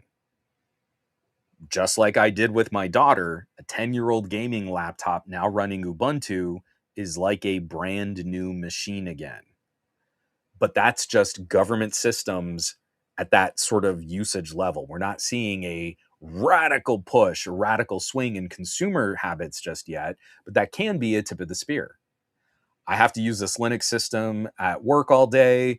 This is what I have to come home to. Maybe I'm doing some work from home. I'm bringing the Linux system home with me. And over time, it normalizes. Like, hey, it's not really that big a deal, that big a difference. There's some cool things I can do with it. And maybe, my kid's computer, we're going to slap Linux on an old desktop and let them use that instead. It can have that fog, that periphery, as more people jump on board. But here in North America, to see almost 6% likely human traffic being generated by Linux systems is a step in the right direction still. It's not as exciting as if we'd hit 10% market share here in North America, like the Reddit post indicated, but this is a snowballing trend. And one of the other things that we can take a look at is with the ebb and flow. Like, these numbers constantly change, they constantly adjust. The desktop market share is all over the place. In any given moment, with hundreds of millions of systems out there, a few percentage points are going to change every single day. And one of the trends that we saw was a downturn in Linux for gaming. But in addition to this data, where we're starting to see, again, these little minor upticks in Linux for desktop use, we are seeing an uptick again in Linux for gaming. So this was written up by Phoronix.com, Michael Larabelle. Steam on Linux use back above 4% in July. So they got it right here. In June, the Linux share of gaming on Steam dropped to 3.69%. July, it kicked back up over 4%. And I think the high, yeah, there it is. Sorry, I missed that part of the article. Back in March, Steam on Linux hit an all-time high of 5.33%. We got Linux gaming above 5% in March, but then it fell in April, fell in May, and fell in June, upticking pretty significantly in July. So it's back up over 4% in July and fallen to 3.69% in June. So ebbs and flows, ebbs and flows, ebbs and flows. But there are these little things happening. And it's the kind of stuff that I hope we can keep in mind, and we can kind of keep pushing as the conversation goes. I like to use my daughter's laptop as an example. But right now, you probably have someone in your family that has an old Windows 10 desktop. You know what? Maybe it's time for them to stop paying for Microsoft Office. Maybe they're going to be fine on LibreOffice for free. Maybe you have a NAS and you can set them up with an AnyOffice link and they can do document collaboration on your system. I can't do that because I have cable internet and the upload speeds are hot garbage. But maybe you can. Maybe the next time, you've got an auntie or an uncle that really needs to, oh man, my computer just runs so poorly now and it's Windows 10 and I'm never going to get the update. And you go over there and you slap on Linux Mint. You just change all the icons and you make it look as much like Windows as you can. And then they're like, oh yeah, this is like a new Windows and it works just great. Because all they needed was a fancy web browser and a document and an email app. Like, that's the reality of all of this. And we're going to sit here and we're going to try and sell people on a hardware subscription to Apple products so they'll lease their computer in perpetuity when, like we were talking here, maybe they just needed an iPad. Or maybe they've got an old PC and you can just take an air duster, blow out the fans, get it running a little cleaner again, and slap on Linux, and they'd have a brand new computer. It runs so well. I love it so much. It was like kind of sad. Like, I'm giving my daughter this old Razer Blade gaming laptop, and it was like, I'm never going to use this. It is not something I can use for work, but I loved this laptop and it's running so well. I kind of want to keep it, but I shouldn't. So that's the kind of change we can affect in the world. We don't have to fall for yet another Microsoft subscription for services. Do you need good document support? A lot of people could manage that transition to LibreOffice and do fine. I do this roundabout thing. So because of my wife's work, it's mandated we have to have a Microsoft Office account. So I've done all of my writing to this point in Microsoft Word. So that goes and it's saved up on OneDrive because we've got it. I'm using it, right? Every night at 3 a.m., my NAS logs into my OneDrive, looks at my folder for documents in my review editorial document folder, pulls anything that's new or updated, and stores it on my NAS. And anything that I save in that NAS will get uploaded to my OneDrive document account. So I've got everything I've ever written backed up on hard drives and backed up in the cloud. I've started doing all my writing in LibreOffice. It works exactly the same. I know a bunch of people are going to say, oh, well, I do this and it's a special spreadsheet and it's formatted in a very special way and I can't make that transition. Totally understand. Totally get it. I bet you if I took my most recent book, I just updated my photography book, Take Better Photos, Smartphone Photography for Noobs. I bet if I took it from Microsoft Word and just dumped it in LibreOffice, some of the formatting would probably be a bit funky. Totally understand. Is that the reality for the vast majority of consumers who just need basic templates, to redo a resume, to write an article? I don't believe that's the case. I don't believe it is such an insurmountable task that no one else could do this. And especially if we're talking about the average consumers, more of them would be accessible to this because they're not doing the crazy, super advanced stuff in PowerPoint, in Excel, and in Word. And now I've got it backed up. And it's hitting the cloud. It's still saved and backed up to the cloud, and it's still saved and backed up to my NAS, and it's working exactly the same. It's working so well. I'm not sitting there and babysitting it. Let me just a couple of these here real quick. Walking Black Bear. I put Mint on a couple of older laptops for public access at our library 2 years ago and haven't had an issue since. The people using them are even less than average users. No problems. From JGJ, what stinks for corporations and schools in the US is that they are stuck on features with the Office suite and software for particular features like tables and PDF editing, Adobe Erg. Right. Everyone hates it. The momentum in getting rid of it has never been higher. So people kept telling me, like, oh, the EU, they're never going to switch off of Windows. Yeah, they're never going to do it until they do it. Once there's enough urge to move people past it, suddenly we find the will to get it done. That was always there. We've got to stop talking about it like we're just the de facto marketing. I'm not saying you're doing this, JGJ. I'm just saying techies in general need to stop talking about tech like they are the third marketing arm for Microsoft and Apple. Once you show someone they can do it, all it takes is the will to make it happen. And we're seeing in the EU, that's happening. From Mountain Dew Lou, I've been trying to get my dad to switch to LibreOffice. I even had him try it while trying Linux. I put it on his Windows PC so he could keep using it, but I have yet to see him really use it. I keep reminding him every time I see him. I did this to my grandfather, where there was very poor protection for Internet Explorer back in the day.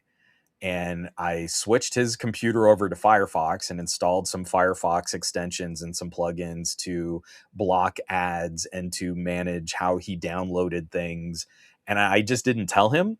And then I changed the Firefox icon. I changed the Firefox icon so that it looked like the Windows Explorer, Internet Explorer icon. And then he just used that for the rest of his life. Never noticed that it was different. The only thing he noticed is that when he opens up the internet now, it opens faster. The internet opens faster, and it doesn't have all of those lines at the top of the browser. Because he would open up the internet and there would be all of these toolbars. He didn't know that they were called toolbars, but he just had all these lines at the top. And now, hey, when you cleaned out my computer, now the internet opens without all those lines. And I see more of the internet on my screen because half the screen isn't those lines and tools and buttons anymore. I'm just saying at some point, maybe do the same. Put an icon on his desktop that says Word, but then it just opens up LibreOffice instead. I know that's duplicitous.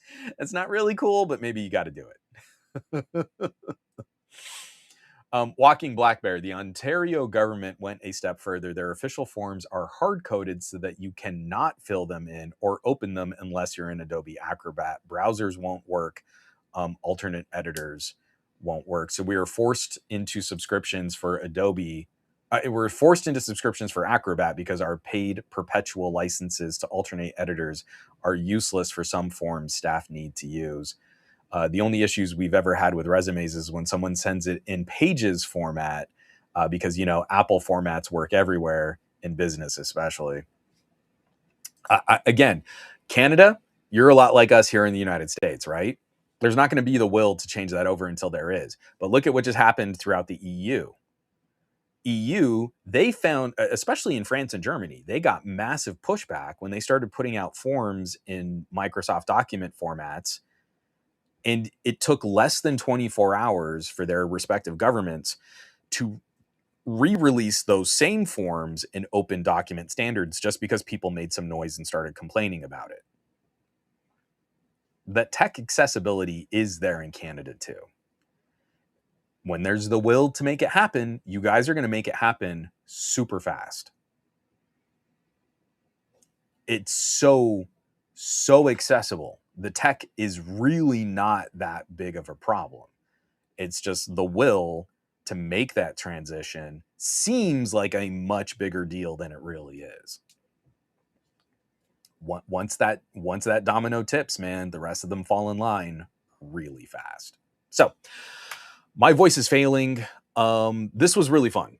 I had a very good time. We even talked about politics, y'all. Who even does that when they talk about tech? We do, because we're very clever. I have a giveaway that I'm going to wrap up today on the Patreon, just giving away another Steam code to a game that I thought was pretty cool. I'm going to pick a winner this afternoon. I was going to announce it during the podcast, but I lost track of time. I'm going to have that Venmo video is coming public. The Bluetooth tracker tag video is coming public. And I'm also going to be following up my miserable experiences with the Pixel 10 Pro XL. That video should be hitting early access on the Patreon, hopefully Wednesday, and then maybe going public on Friday or maybe early next week. Maybe I'll publish it the day before the announcement for the Pixel 11, because I'm just so disappointed in where Google has gone with their hardware of late. So lots coming to the channel, tons of audio, guys. I've been having so much fun with all of the audio. I'm even talking to another DAC manufacturer. Just I've had great experience with HiDiz and with QuestStyle and with FIO and with Shanling. And someone else is like, "Hey, do you want to try our DAC too?" And I was like, "Yeah, I do." I can't tell you, just this whole summer, I've had so much more fun with accessories than I've had with any of the phones and computers and laptops and tablets right now. It is so demoralizing when I pick up a really cool laptop and go, yeah, but it's going to cost you $3,500. It's a great laptop, but I guess your money just isn't worth as much as it used to be. Too bad, so sad. Is not a fun place to be in a tech review, but I can pick up some $300 glasses that project a massive movie theater screen and would work with your current phone, tablet, laptop, desktop. So much more fun, y'all. I'm having so much more fun treating my ears and eyes to fun, unique experiences at much lower prices. So if we're going to spread the good word, maybe that's what we need to talk about. Thank you so much, everybody. Lots coming to the channel, lots coming to the website, lots coming to the blogs. Take care of yourselves. Take care of that mental health so you can keep being the awesome tech neighbors that we all need. A lot of people out there need help, and you are the right nerds and geeks to get that job done. And I appreciate you sticking around for these conversations, joining these conversations, and contributing, because the world needs more earnest participants than people that just fart around on social media trying to disrupt earnest conversations. You're doing the good work. I'll catch you back here next week for another episode of the Monday Morning Tech Chat Show on the SGGQA podcast channel. Be safe. Take care. I love you all. I'll catch you back.